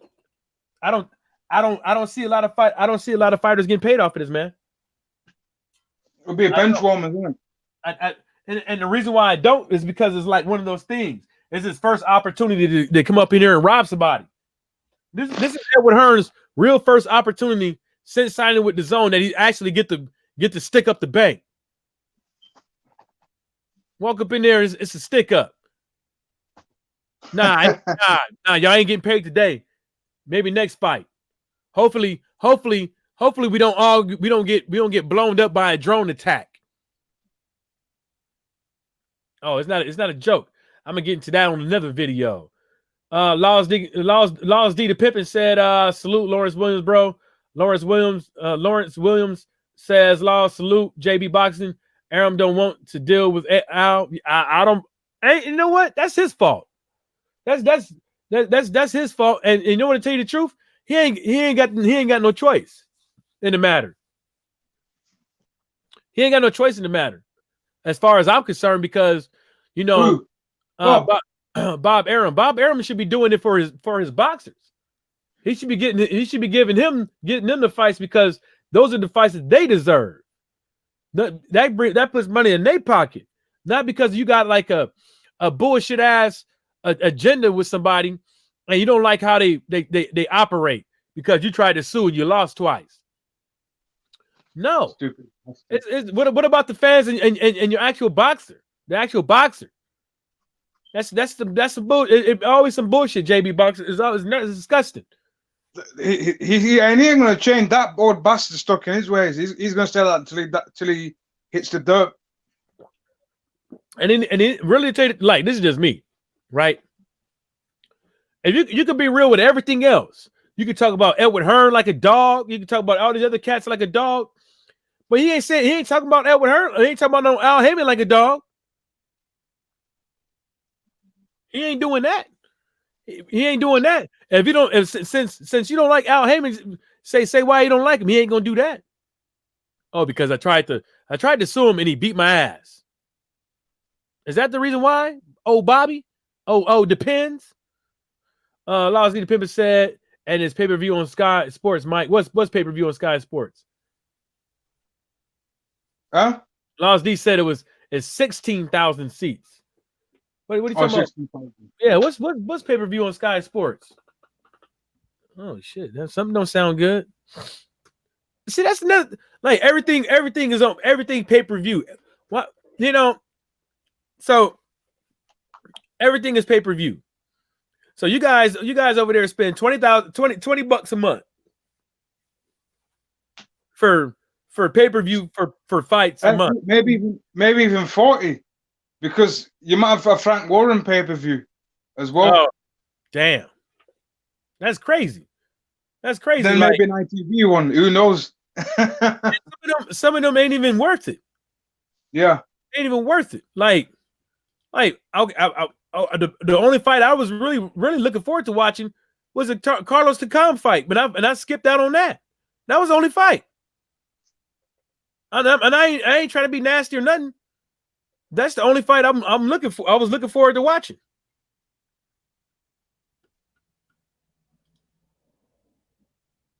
Not no damn Otto Wallin versus Fresh and Fruity Breakfast. Fresh and fruity breakfast. The KSI fight is pay-per-view. Yeah, that shit ain't no goddamn pay-per-view. People paying for that shit are just straight up motherfucking clowns, man. Straight up clowns, man. Straight up. Straight up clowns. You're not lying. Straight up clowns. I feel sorry for them. I feel sorry for them. I feel sorry for their parents. If their parents got to buy this shit, it's just not even cool, man. Can't even get a break. Every time we turn around, we got somebody try to sell us some shit. Some bullshit at that. Let's see what else we got on here. Something else I wanted to talk about. I would say boxing does a fantastic job at disappointing. Never fails at that. Yeah. Basically, I thought it was gonna be like a little bit better, but this year, but I thought Tank Davis was finally gonna get a nice little step up fight. Nah, I gave Mayweather and them the benefit of the doubt of making fights, but that never happened. It's just weird, man. The only thing I like about this year was just the upsets, the hype beasts getting their asses kicked, the Duckers getting their asses kicked. The paper champs losing. That's the only thing about that I like this year. But other than that, it's been pretty shit. That's crazy. I'm over here looking at where these damn salmon at over here. Salmon. Yeah. I'm eating chicken wings, yeah. No, they're catching them here, but I don't even know where they at. I think they're What is it in the fridge or something? No, I'm talking about fishing. Are you fishing right now? No, I'm at home. I'm at home. You went to the springs then. Is it springs where you catch the salmon over there? Nah, they catch them on the river, but I think they catch them during certain ones. I think because you got the Grand River right here, and this one right here, this little creek one. I don't know how they be catching these shits, man. Well, are you gonna catch one this year? I probably won't go and do it. I probably won't. Are you gonna do any deer hunting or anything like that? Huh? Are you gonna do any deer hunting? Nah. No. Dick Cheney. No. Dick Cheney.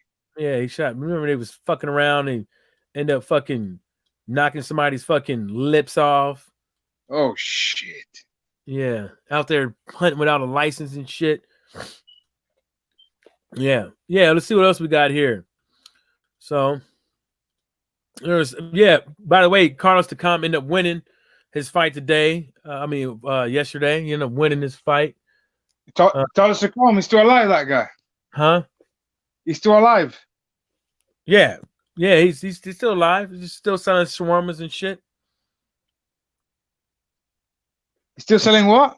shawarmas, kebab, Shawarmas, what's that? kebab, and shit. Oh, You and know, fake watches in Venice, yeah, Venice Beach. got him at a kebab stand. So let's see here. Oscar De La Hoya confirms Canelo versus Gennady Golovkin 3 for 2020. Knew that was gonna happen. Couldn't fucking fool me. I knew that was gonna happen. That's already been done. Second, So it looks like Canelo is due to face Sergio Kovalev in search of a yeah. fourth win. Will be around November 2nd. And then it goes to the article goes to say that Canelo was due to face it says the 29-year-old only fights twice a year, usually in May and September, meaning Golovkin could follow Kovalev on May 2nd of next year. You know, that's just see that's that's ain't nobody want to see that shit. Like, anybody want to see no Canelo versus Triple G 3. But we all knew it because it was supposed to be. That was one of the main things with the zone. I was making that happen. Remember, it was Canelo versus Danny Jacobs. Then it was Yeah. Canelo. Then it was like that's the two fights they wanted to see: Danny Jacobs and Triple G for Canelo. I don't even know why they're so fixed on Triple G though. Because they think it's gonna get people to watch the fight. Maybe fanboys, yeah. I ain't gonna go on purpose on the zone, right? Just look for a freaking Canelo Triple G trilogy. Maybe a Blue Andrade, I might have if I was in the US, I probably would have got that. But for Triple G or Triple CUNT as I call them, nah. Yeah, Mike. What'd you say? I can hear you.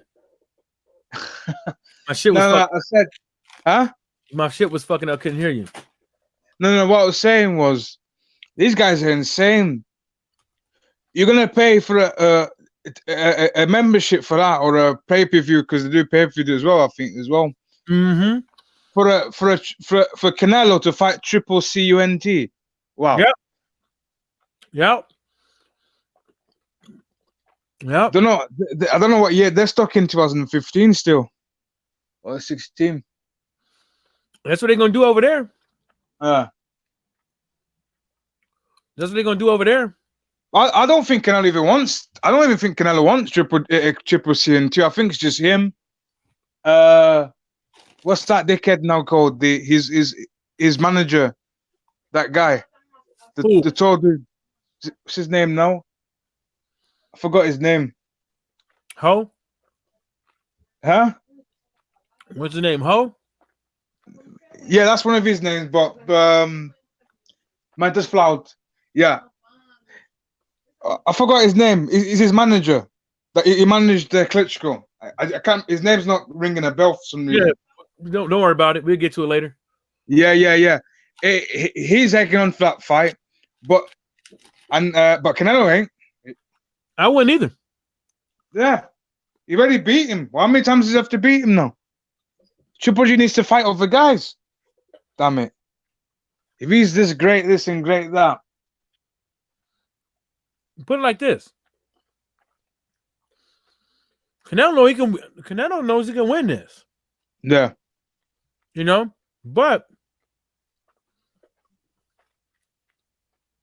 what I'm saying is like Canelo knows he can win this. I don't think Canelo is really tripping on some of the stuff that's going on in his career. Yeah, because it's just he's getting paid. Pretty much. Yeah. He's getting paid, and he's getting paid pretty well. I mean, I wouldn't be tripping. I'd be like, okay, cool. I got to fight him. Oh man, too easy, right? And now, and is already planned. Like everything is planned. Like that's how crazy it is. I hope he loses that fight anyway, Triple G. I hope he loses badly. Triple G? No. Yeah, against Deverenchenko. He might. Because he ducked him before. Mm-hmm. But because that IBF is there, he needs to get it because he wants to lure Canelo. I think he's gonna get it. If he You think he's gonna get the IBF? huh? You think he's gonna win? Who? Triple CUNT. Nah, I think he could get it though. I think he could get it, but at the same time, it's like, can you beat this guy? One out of three times. This might just be his number. Yeah, because they beat him at the amateurs, didn't they? Devin Jango amateurs. Then based on that fight he had with with the Baker, was it this year? Yeah, the Canadian Baker. The Canadian Baker was tagging him, not a lot, but he got a few shots in. Devin Jango was way better than that Baker. Said the Canadian Baker. The Canadian Baker. I forgot his name, but that's what I just call him, the Canadian Baker. Because Triple G has that thing of sending out contracts to people, say, "Oh, you want to fight? You want to fight me? You get this amount." Didn't he do that to William Monroe at the Foot Locker when he was a sales assistant? I think it is. I don't think it matters. I'm just like, I don't think Canelo could do it. Not one out of three to not all three motherfucking times. But why would you want to? I ain't watching it. I ain't watching that shit. Just like I remember no one broadcast all the guys now WBC. I remember the second fight, nobody broadcasted that. That was actually pretty cool. That's what I need to do again when the third fight. Don't broadcast it. Don't mention it. Yeah, but why? But that's the thing. Is like if everything is pay-per-view, and then Canelo's career has been planned out since he joined with the Zone. You know what I'm saying? Like, yeah. Like, what are you going? What do you think it is? Why else would you plan your career out like that when it's $365 million on the line? Because you're trying to get that bag. You're trying to get that $365 million. So you plan it out. I get 300. That money was based on the fighters in it, certain fighters, right? Yeah, but he still got to. You know what I'm saying? 365, whatever, for X amount of fights, and that's why they planned it out like that. Because they're like, okay, I got to fight this guy on the DAZN platform, and then guess what? They might not want to fight on. They might not want to re-up on this next time. They might not want to do this deal next time. They might want to. They might want to be on by themselves. Oh, Laws D said he was out. They might want to just be on themselves. Because the thing about it is, why would you want to stick to the zone for 365 and Canelo's not even getting probably majority of that?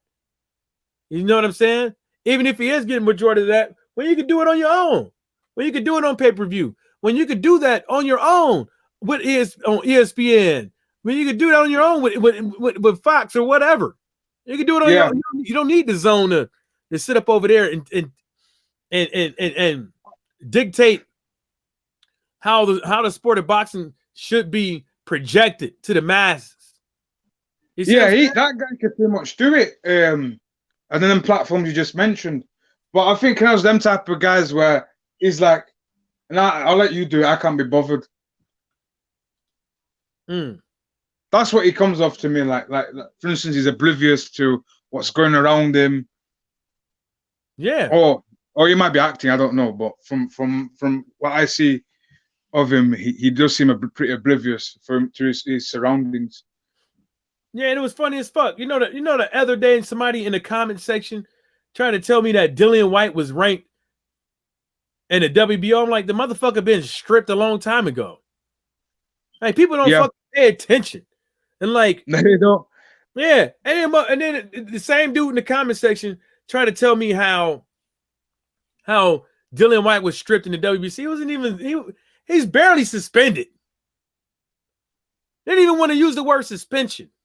Nah, they're saying we're going to do an investigation. We're just doing the investigation. That's pretty much it. Yeah, they said they asked for some information, ain't got it back yet. But I'm like, these people need to start paying. People need to pay attention, man. Yeah, like for instance, the WB, the biggest one was like when I realized that people are stupid or people don't want to research is when they with the WBC rule book, when we mentioned so many times about the silver title, you know, it doesn't have to be mandatory. He can be number one, but he's not mandatory. But people won't understand it. They're like, no, he's number one. Therefore, in the WBC should grant the fight to Dillian White to fight Wilder. That's not the case. That's not the case. But they didn't read the rules. So I'm looking at them and I say, you guys sound crazy, man.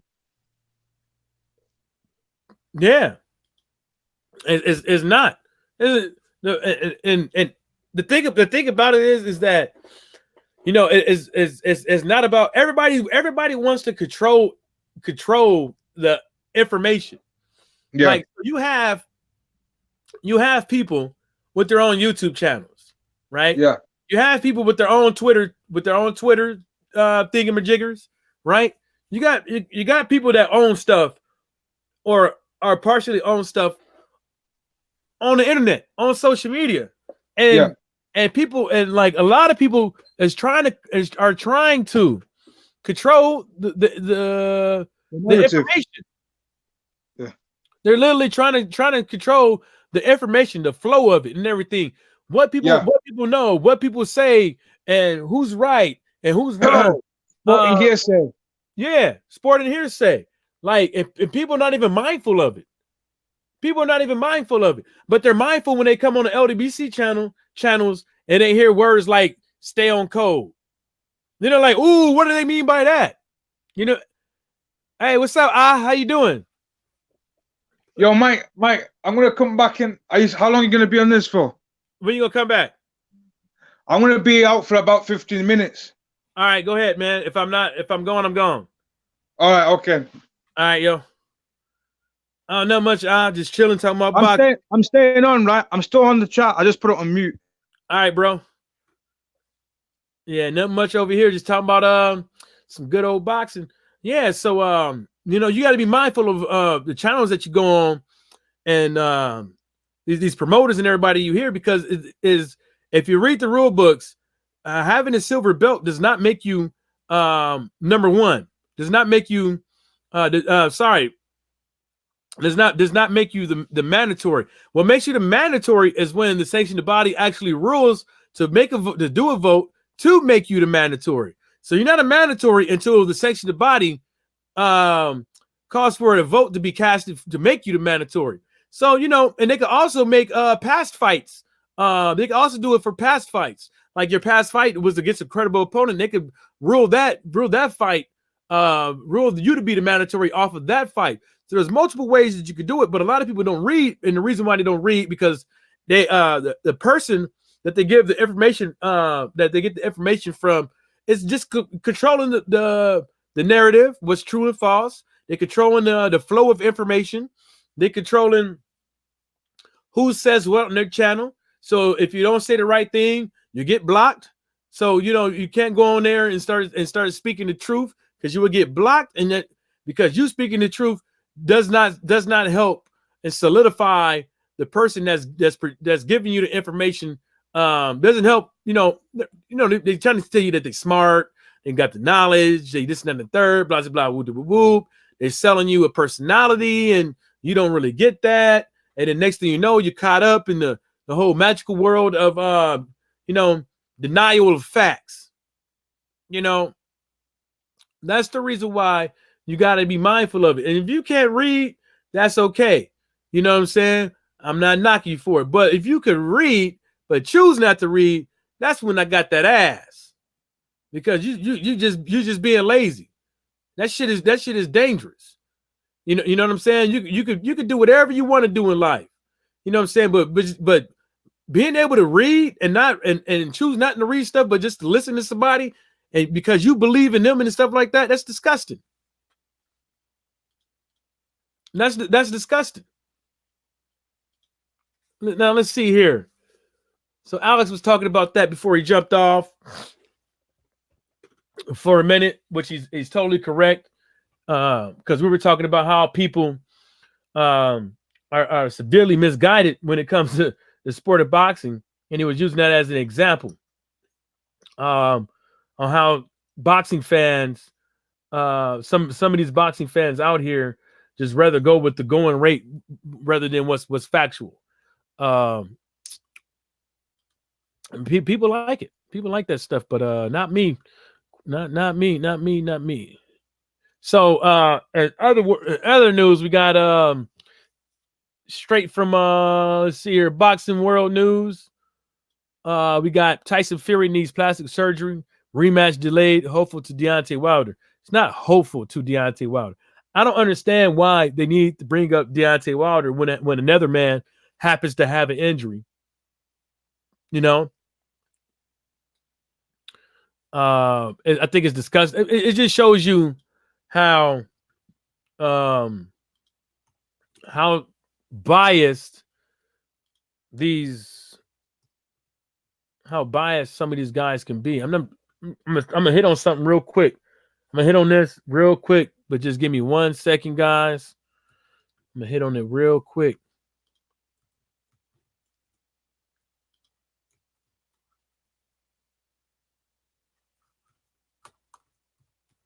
Just want to look up something real quick. God dang it. Let me do it like this. Give me 1 second. Do it like that, since y'all don't want to play nice.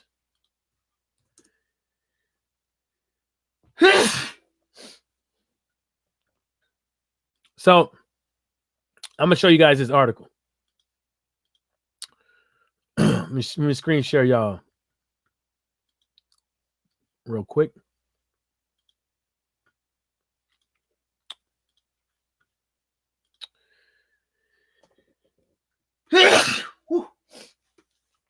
Golly.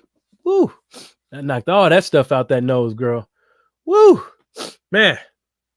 All right. It says Tyson Fury needs plastic surgery, rematch delayed, hopeful to Deontay Wilder. Right.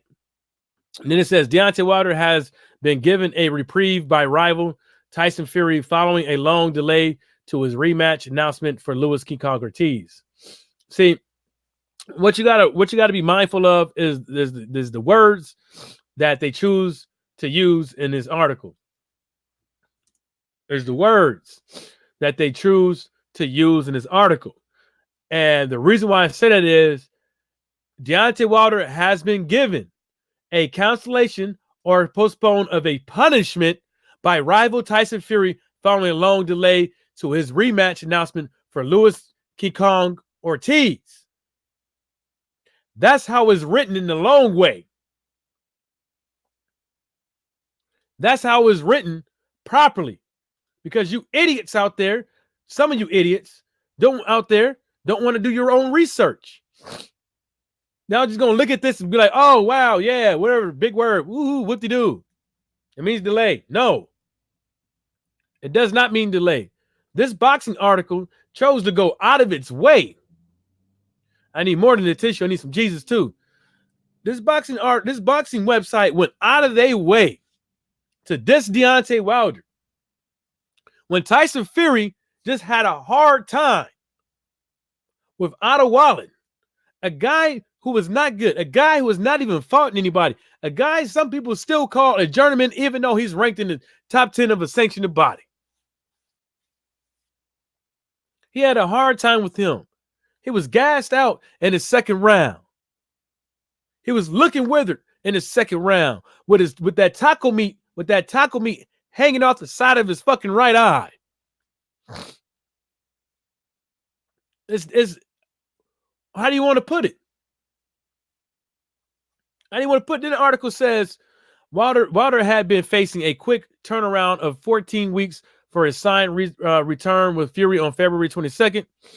The Bronze Bomber was originally set to battle Ortiz on November 9th, although November 23rd was the taunted horribly crashes suffered by Fury on Saturday night have now given the American at least a month breathing space. See what I'm saying? Giving the American at least a month breathing space. Reprieve. Giving the American at least a month breathing space. Make it, yo, I don't understand what these guys trying to make Deontay Wilder look bad. They're trying to say that Deontay Wilder is the one that should be thankful Tyson Fury needs an extra month. I don't get that. Then it says a date in November could, whatever. Let me read this other stuff. Speaking after the bout to ESPN, Fury signaled his intentions to move on to Wilder on their agreed February 22nd date.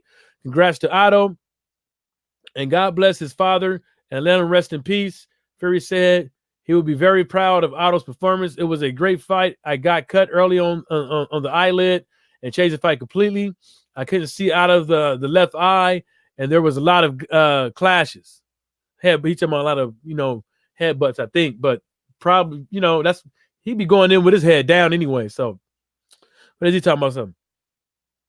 And then he goes in to say, Deontay Wilder, your next bum, and all this other stuff. Then it's the plastic surgery. Let's get into that.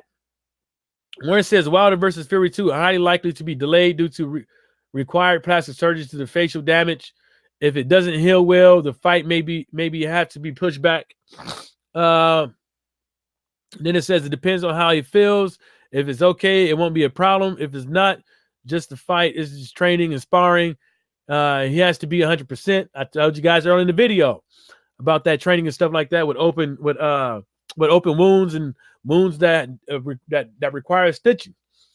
We are waiting for a plastic surgeon to come and stitch his eye. The cut hampered his performance, but at the end of the day, he prevailed. He will have microsurgery on the cuts due to one above the eye and one on the eyelid. It gave Wallin a lot of heart. Concluded the Hall of Famer. Whatever, dude. This dude's a clown. World Boxing News is a clown as well for making this for trying to make Deontay Wilder to be a sucker, So shouts out to the haters. Shouts out to the haters. Yeah, shouts out to the haters. That's what they are. Now let's see what else we got here. There we go. Let me see. Let's read this. I'm pretty sure Ben Davis didn't say nothing back. Smart, at least. Oh, did you guys happen to hear Bob Arum digging Edward Hearn's chest? After I don't know if it was before the fight or after the fight. Well, anyways, Bob Arum dug in Edward Hearn's chest again. Edward Hearn consistently goes around talking shit about how much he could pay fighters, how other fighters are well underpaid and stuff like that, which, like I said, which is none of his goddamn business. Second of all, you don't know how much people was getting paid. And third of all, you're still putting people down. And that's been your downfall from day one, is you choosing to fix your lips to put down another promoter, to put down another boxer, because you think that calling them out is going to make you look good. You think by calling them out is going to cause their fucking a fighter to sign with you. People are starting to see that you're full of shit. Some fighters, they don't care. They need some bread. Okay, of course. Sign up with them, you need the bread. But if the juice ain't worth the squeeze, why even sign up with the dude? When you know it's gonna be a problem. When you know ain't nobody gonna watch you. You see what I'm saying? Ain't nobody gonna go over there and watch you on the zone. Nobody know about the zone. Some people don't even want to buy the zone because it's another app that they have to buy. It's another bill. You got the zone, Hulu, Netflix. You got all these damn things people got to buy. ESPN. Come on, you got all these things people got to buy. because you guys are not being mindful. And then this dude got an attitude. You think these cats even want to help you out? You think some of these promoters even want to sign up with the zone? Because in turn, they know it's going to help you out. It's getting kind of out of hand, ain't it, Edward? But nonetheless, you know,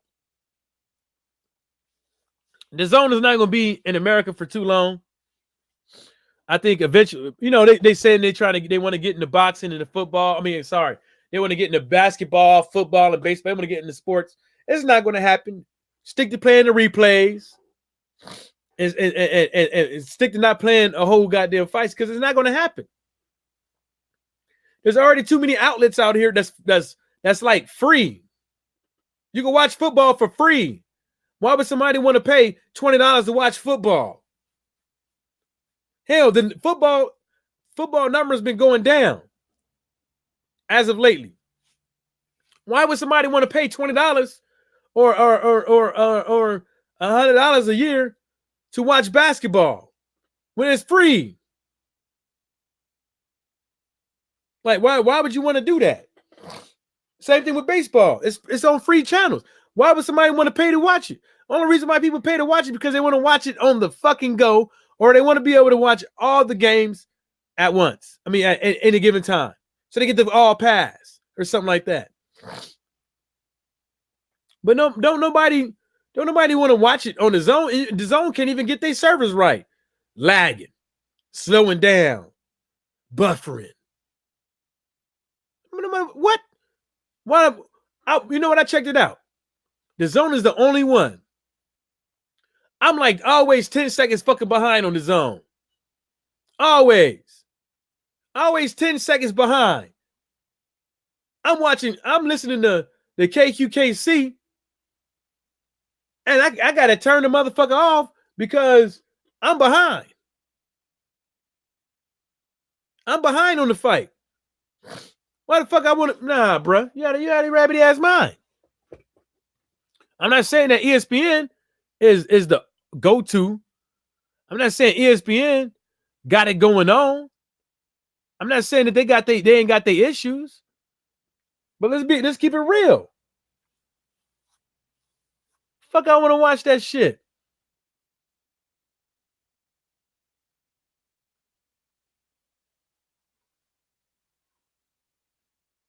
I don't know. Oh, that's in the basement of this crib. Yeah, I'm on Facebook and talking about boxing at the same time. Over here making fun of people and shit. Some people, I tell you what, man. Some people, I tell you what.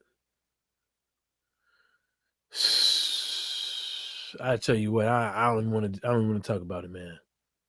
Fuck it, I'm gonna talk about it. Some people don't need to be posting they wives on Facebook. Toe up. Whew. God damn. Man, this one dude, old lady, look like a man. God damn. Toe up.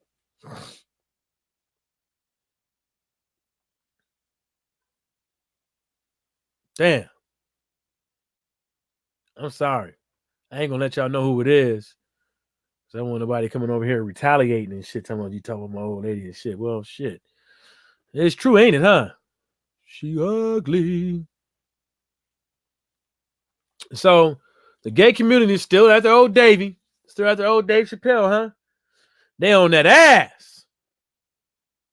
They on Dave Chappelle's ass. I don't get it. I don't get why you upset. How the fuck are you upset at Dave Chappelle? Because he got jokes for your asses. Because you guys make it too fucking easy. Nobody had a joke nobody thought it was wrong for somebody to make a joke about a dead rapper, how he got fucking his head blown off. Nobody protested those bitches. I mean, that woman. But Dave Chappelle makes a couple jokes about gay people, and all of a sudden, it's time for you to go. You know, I didn't even. It wasn't like he was calling y'all crazy. It wasn't like he was calling you guys. So what if he was calling you crazy? So what if he thought? So what if somebody else think that what you doing is wrong? So what? So you mean to tell me that everybody got to agree with you, but everybody got to agree with you, but you ain't got to agree with nobody. Everybody got to understand you guys, the alphabet people's point of view, but everybody got to understand your point of view, but you ain't got to understand everybody else's point of view. So you can put stuff on me, but I can't put stuff on you. I can't tell you which bathroom to use, but you can tell me which bathroom I can use. You see what I'm saying? I don't understand it. I don't understand it. Now that's when you become crazy. When you think just because when you think you're crazy when you feel that even if it's not wrong that what he said, you're crazy when you get to the point to where no matter what somebody says, if it goes against our alphabet people code of ethics, our bottom line, we got to attack because we got to shut it down. What's up, BFTB? What's happening, baby? Because we got to shut it down. We can't have nobody going around here even remotely making fun of us, even remotely trying to stop what we're trying to do. That's just you're crazy. You're flat out fucking crazy, and you're dead ass wrong. You're dead ass wrong. I watched a video with one of them things talking on YouTube. One of them Decepticons talking on YouTube. Talking about how they was hurting this and the third, and they couldn't even explain shit. Straight people ain't got rights. BFTB, come on, baby. You know we ain't got none. It's just like smokers. Smokers ain't got rights. Hell, some states you can't look. Michigan saying you can't smoke a goddamn flavored goddamn e-cigarette now. Smokers ain't got no goddamn rights. You take your black ass outside. You take your ass outside to the designated smoking area. In some states, you can't even smoke a goddamn square outside. So in some states, you got to smoke your square in your car. You can't even, a restaurant can't even choose to be a smoking restaurant. Smokers ain't got no rights.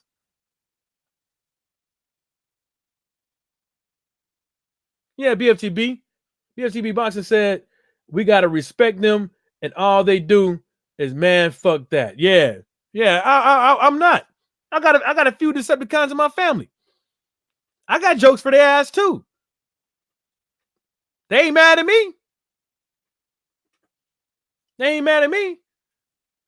Dave Chappelle said it best. It was Eddie Griffin. You could take a dick, but you can't take a joke. I think that was Eddie Griffin. And they don't even have a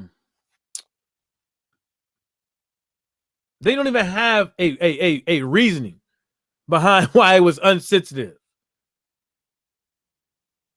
They don't even have a reasoning. And then most of these cats out here, look, they got a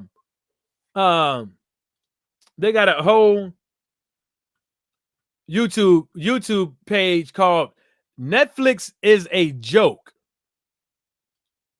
Right?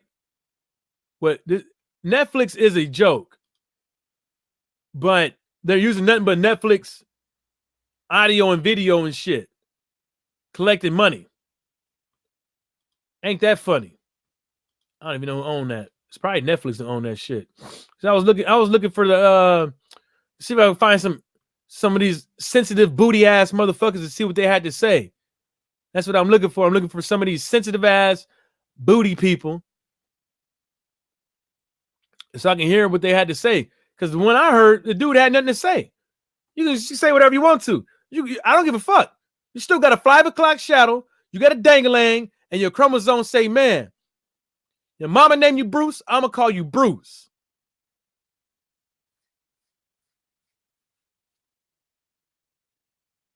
Yeah, BFTB, yeah. I believe Eddie Griffin said that shit. I'm trying to find, I was listening to this Decepticon, was sitting in the room, and sitting in the bedroom, had long hair, had like fucking Christmas tree lights around the damn room, had some fucking shag rug looking wallpaper on the wall. The shit like really. He had the motherfucking Decepticon bedroom look like something out of one of them. What is it? Pony, iPony, or little. It looked like it didn't look like a grown up room. It looked like a little kid's room. All them damn bright ass lights and them bright ass colors in there. Had like pink, purple, all kind of unmanly colors, except the white on the walls. And the motherfucker can't say shit. Motherfucker on there talking about something, yeah, he's just being unsensitive to us. And, I think it's wrong for him to get up there and try to group us all together and stuff like that. You guys are grouped together. It's like LGBT and sometimes Q.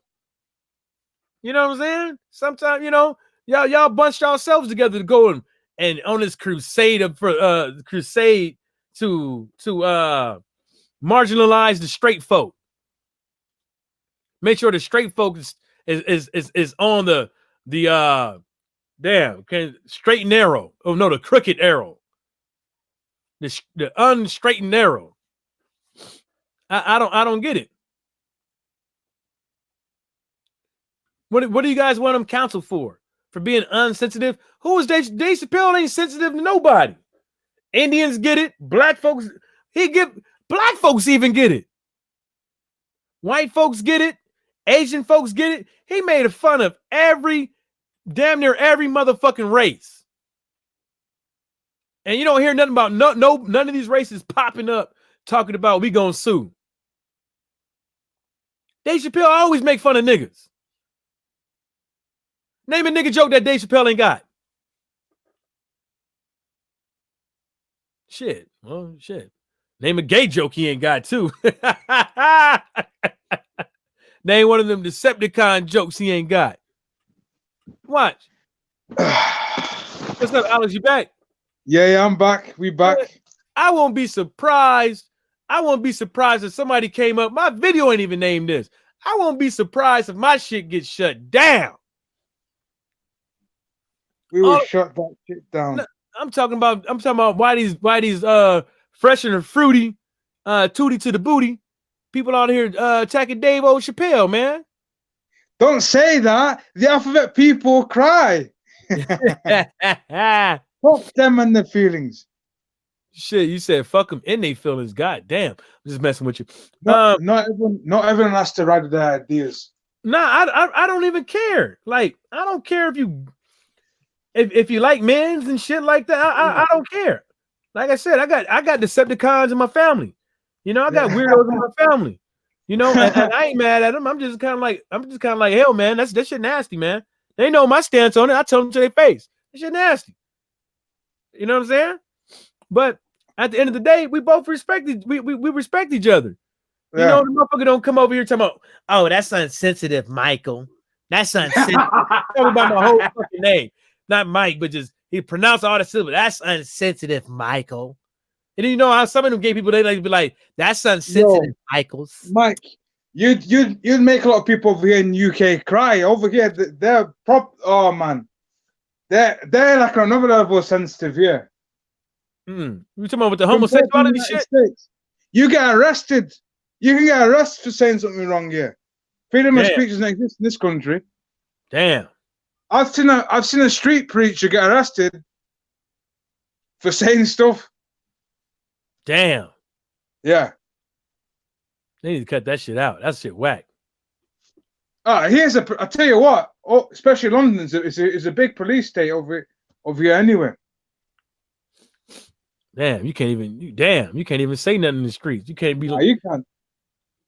You can't. So you can't. So what if you was walking down the street and you say, "Hey, look at that gay person right there, right in front of a cop"? What would happen?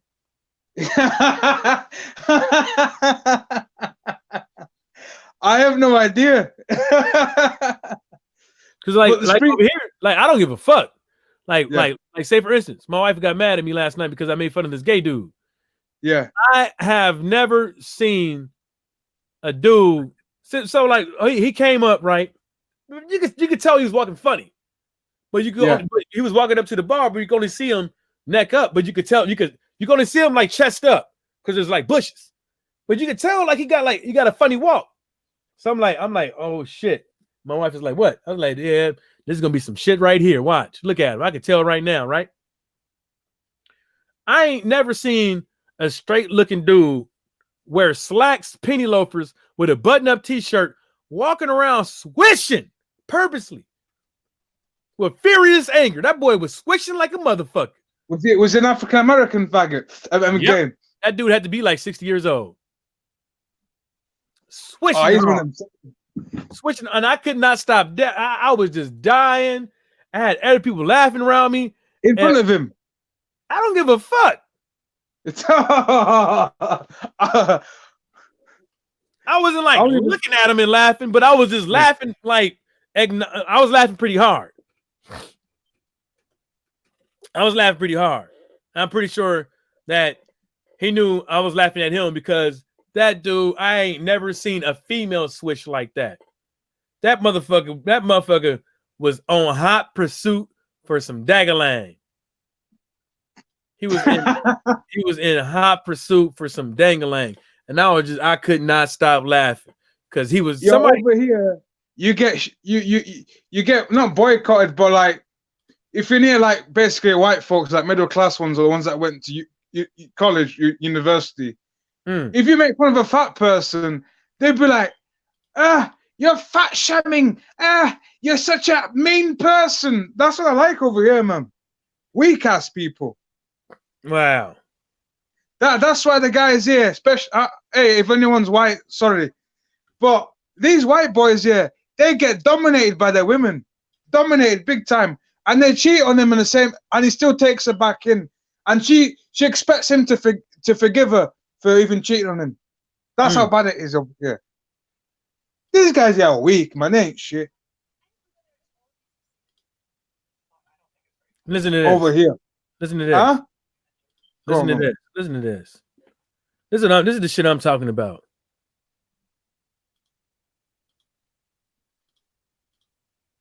I can't hear, Mike. It's coming up. It's coming up, baby. No, accuse the comedians doing it now of stealing it because it's not. But for some reason, people just have infinite patience for doing the exact look same at this. Look at this Decepticon again and again and again. And so part of me suspects that this is not. Does anyone really find that joke hilarious anymore? It's almost more of this kind of stubbornness. It seems to me like they resent having been told not to make the joke, and so they're going to keep making it out of spite. But is that really funny? It's not. I don't think it's very funny. I think it's very tiresome. I think it's overplayed. I think it's unoriginal, and it kind of you hate to see it from someone as. Oh, the man voice almost came out. Yeah. Well, okay. The man voice almost came out. You heard that? Yeah, he forgot to. They left a bit of that Adam's apple. They forgot to shave that part of the Adam's apple. Yo, so cheap bastard. Like when you was listening to that. Yeah. You didn't. Only thing the motherfucker said that the joke was played out and it was old and it's getting repetitive. So why is he making a reaction video out of it then?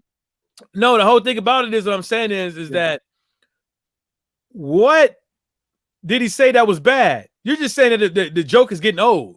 Like, what are you mad about? You mad because the joke is getting old? He need a new joke? Or are you mad because he hurt your feelings? But this is a comedy show. You know what I'm saying? This ain't no come up in here. And if you don't want to watch it, like if you don't want to watch it, all you got to do is just turn it off. That's it. Now watch this shit. Let me read the road. Look, listen to this, Alec. You there? Yeah, I'm there. Watch this. Hold up. Trans YouTuber Gigi Gorgeous, who's this beautiful trans woman, talks about like how she had to go to a sperm bank for she's trying to have a baby, and being a woman in a sperm bank, that's hilarious. That's worth 10 minutes on stage as a comic. But that's not what Dave Chappelle's doing, because he doesn't know about that. He doesn't know anything. All he knows is a meme from 2012, and it's just kind of disappointing as someone who enjoys comedy to see that that's the best we can come up with. Culture war that we're in right now, and I think politics often has a culture war around it. Like, political correctness might be the most important. Lost one. That's not a fucking lost one. Lost one. That is not no fucking girl. That is a Decepticon up over here. Mike, that's a bitch with a dick. Yeah. Now, that's a Decepticon that's basically trying to tell. She was on like some panel or something like that talking. I think it was on TV. I can't remember when it was, but obviously it looks like oh boy got like a podcast or something like that, because there's a microphone right here with the pop screen right here. So obviously the motherfucker I think the motherfucker does do videos, but what I'm trying to say is that the motherfucker got on there, got on the mic, was talking about Dave Chappelle's stand-up, but had nothing to say. Had nothing to say, but the joke was getting old. Had nothing, absolutely nothing. He repeated that like twice or 3 times. Yeah. This Transformer. He just got it from a meme from 2009. So what? The joke is still funny. And guess what? Most of all, the joke is still on you. Is that yours, Mike? Nah, that's my Facebook. That's my homie Shoe, though. He bought some ugly ass lime fucking construction worker. Looks like some sour ass candy. It looks like sour ass candy, doesn't it? It wasn't last one. It wasn't one joke. It was like a bunch of jokes that Dave Chappelle had for that night. And really, to tell you the truth, you just got to go on Netflix and watch it, man.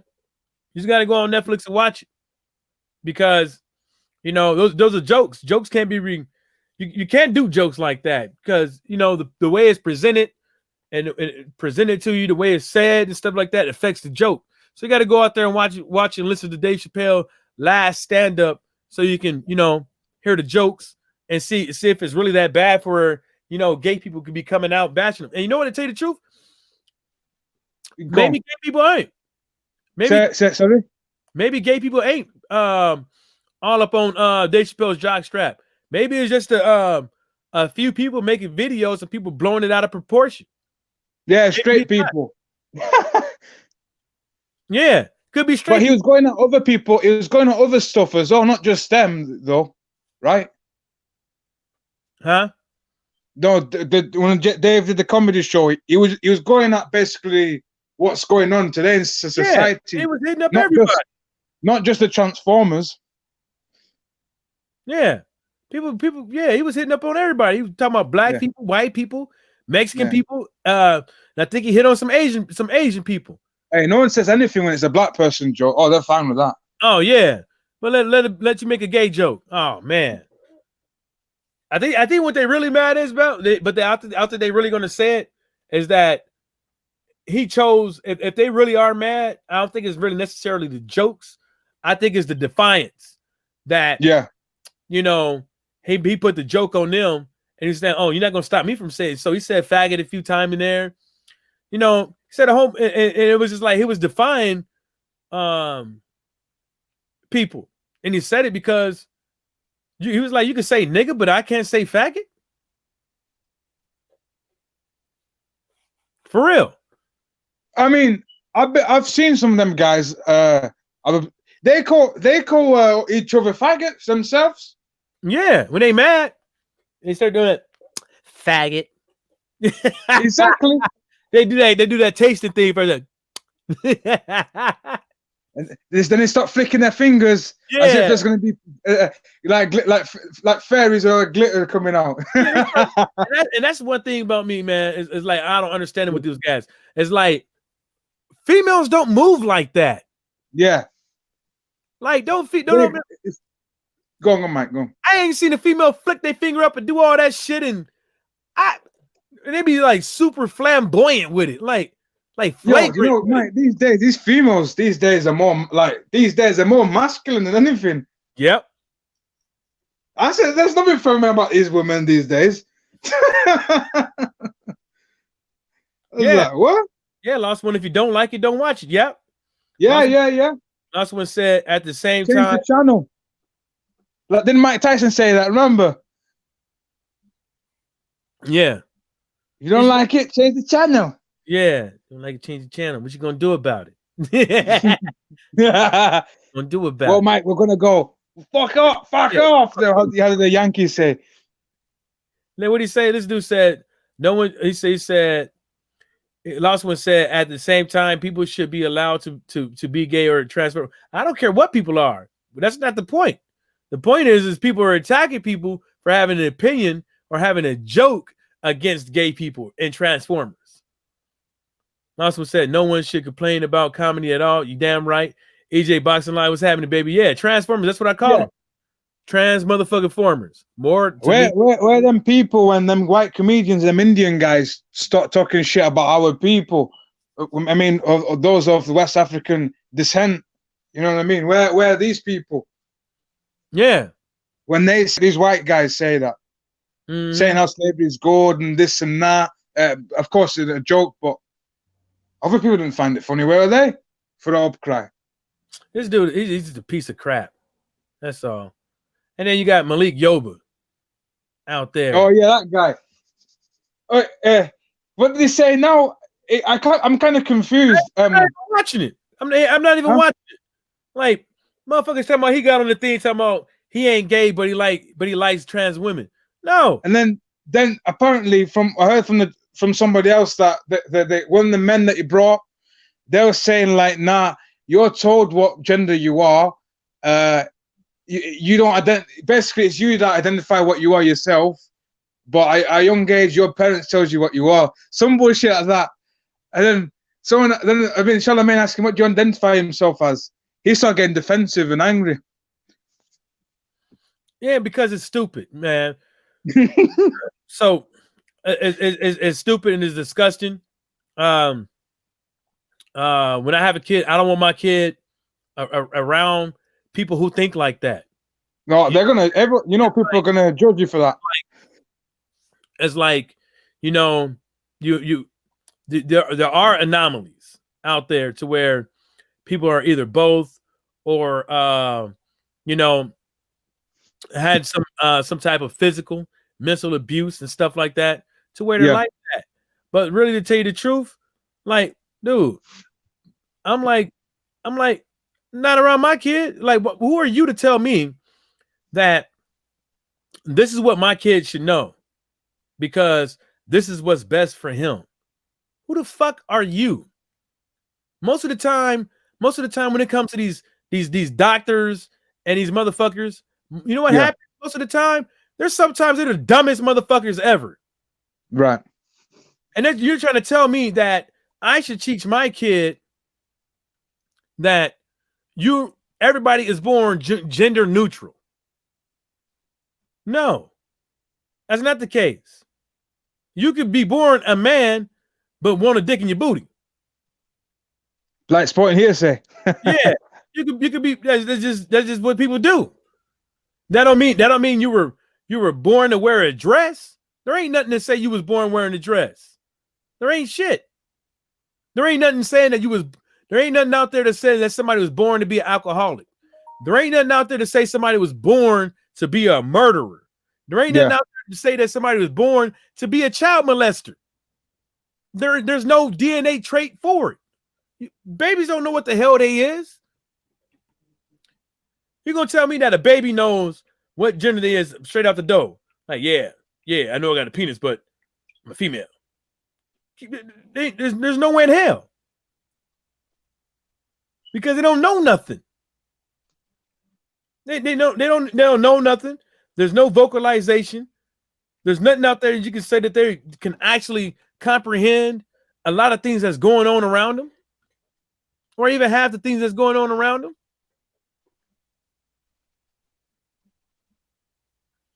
Yeah. Doc never say that. Lost one. Hey, what's up, Alpha player? What's happening? Sub alpha player. Go on, mate. Yeah, you can't do it. It doesn't make any sense.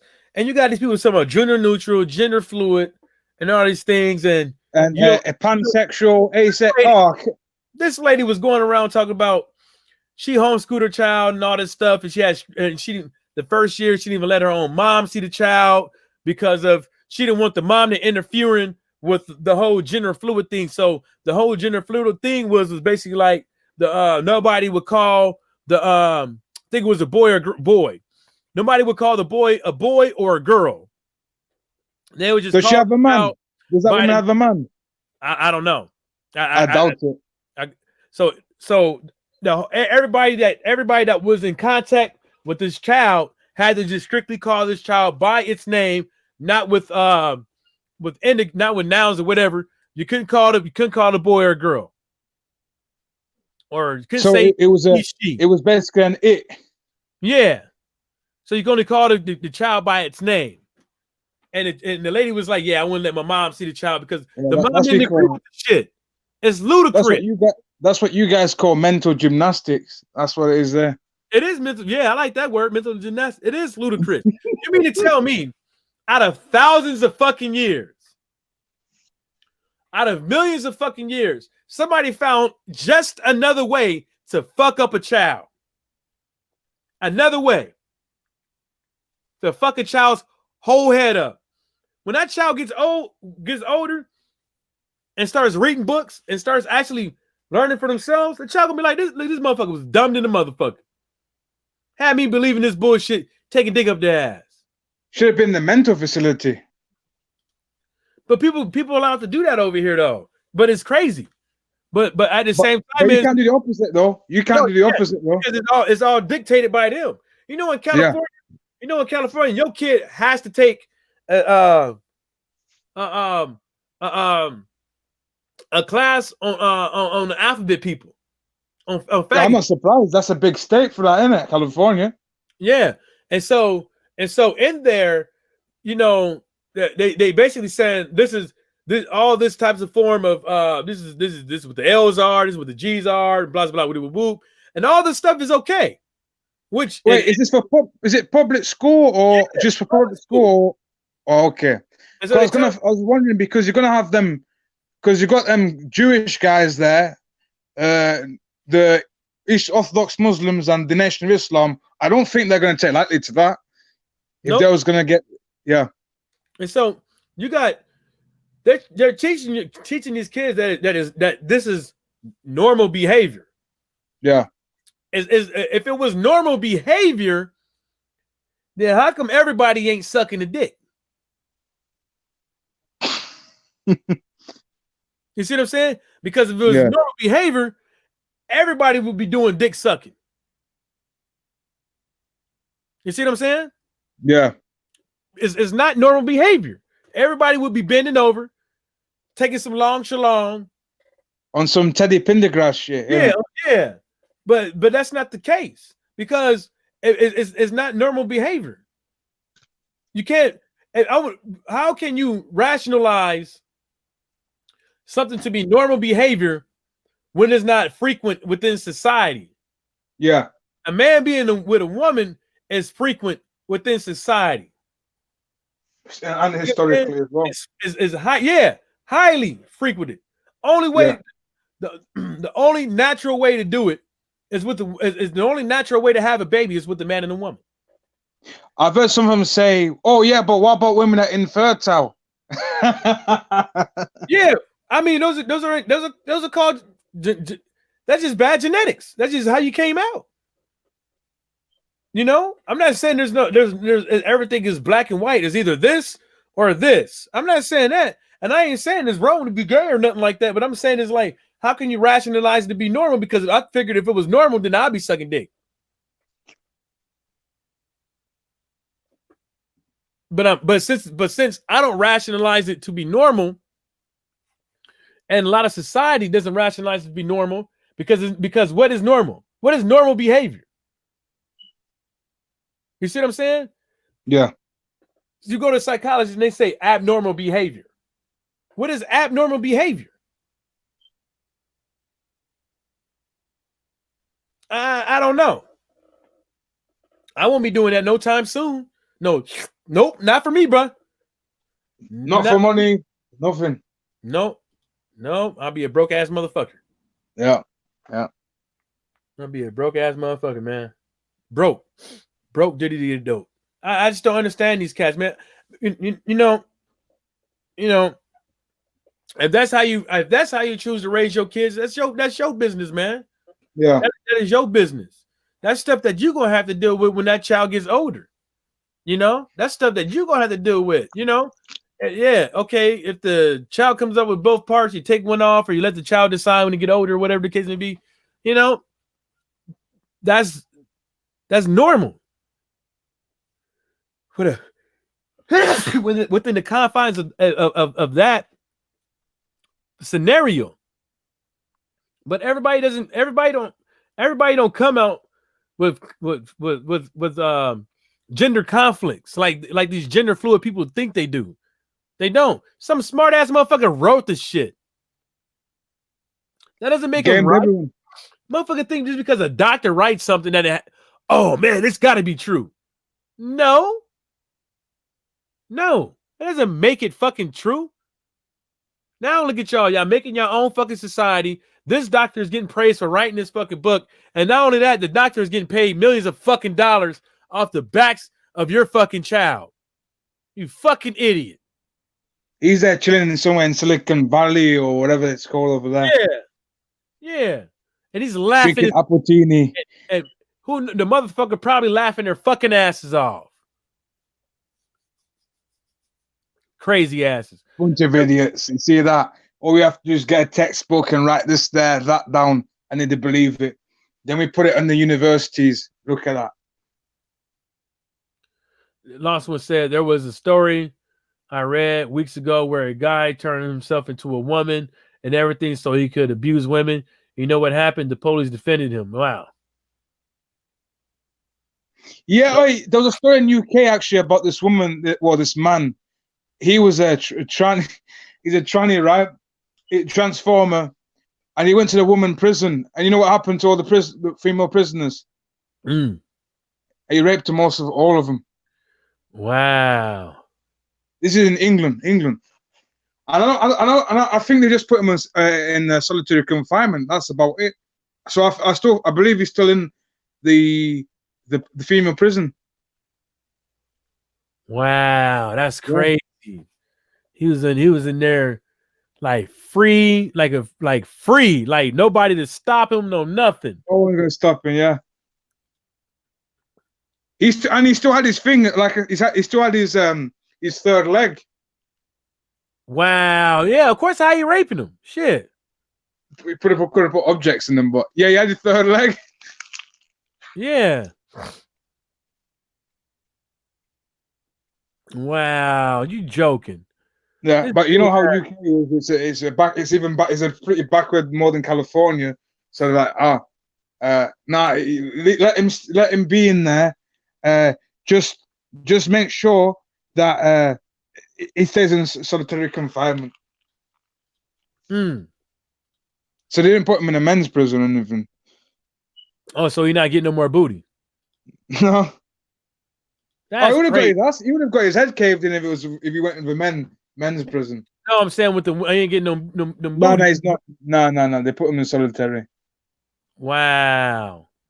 He had free, they gave him the keys to the city.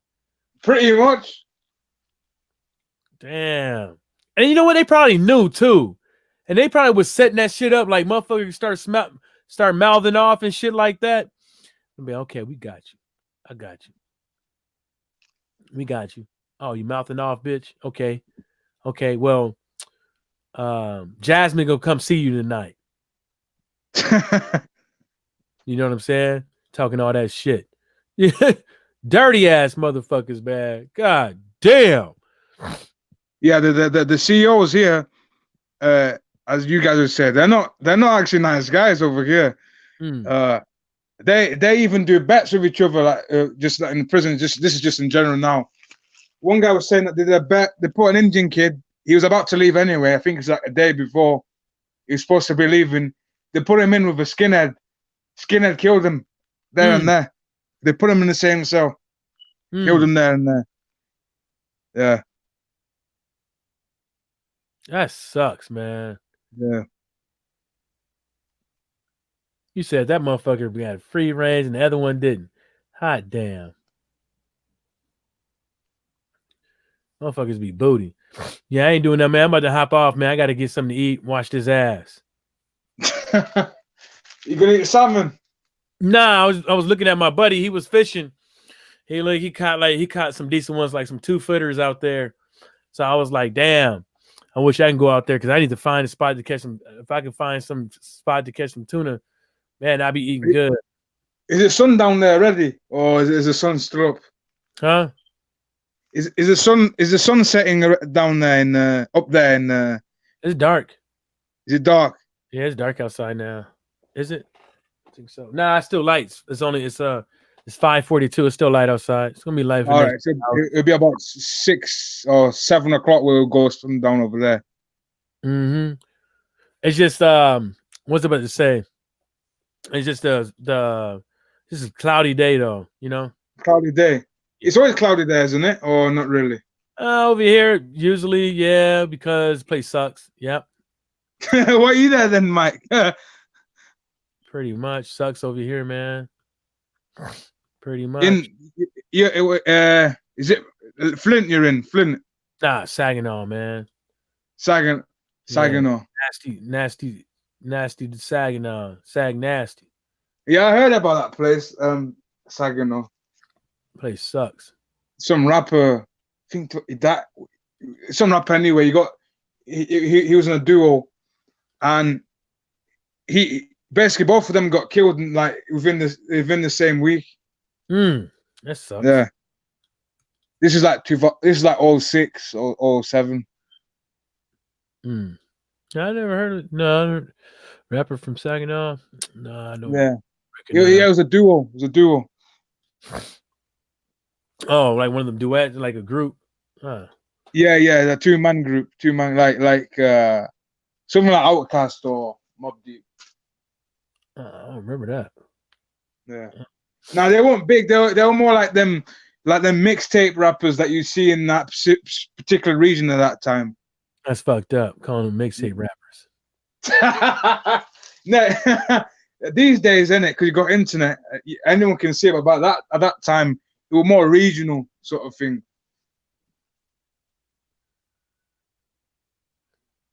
Oh man, that's horrible.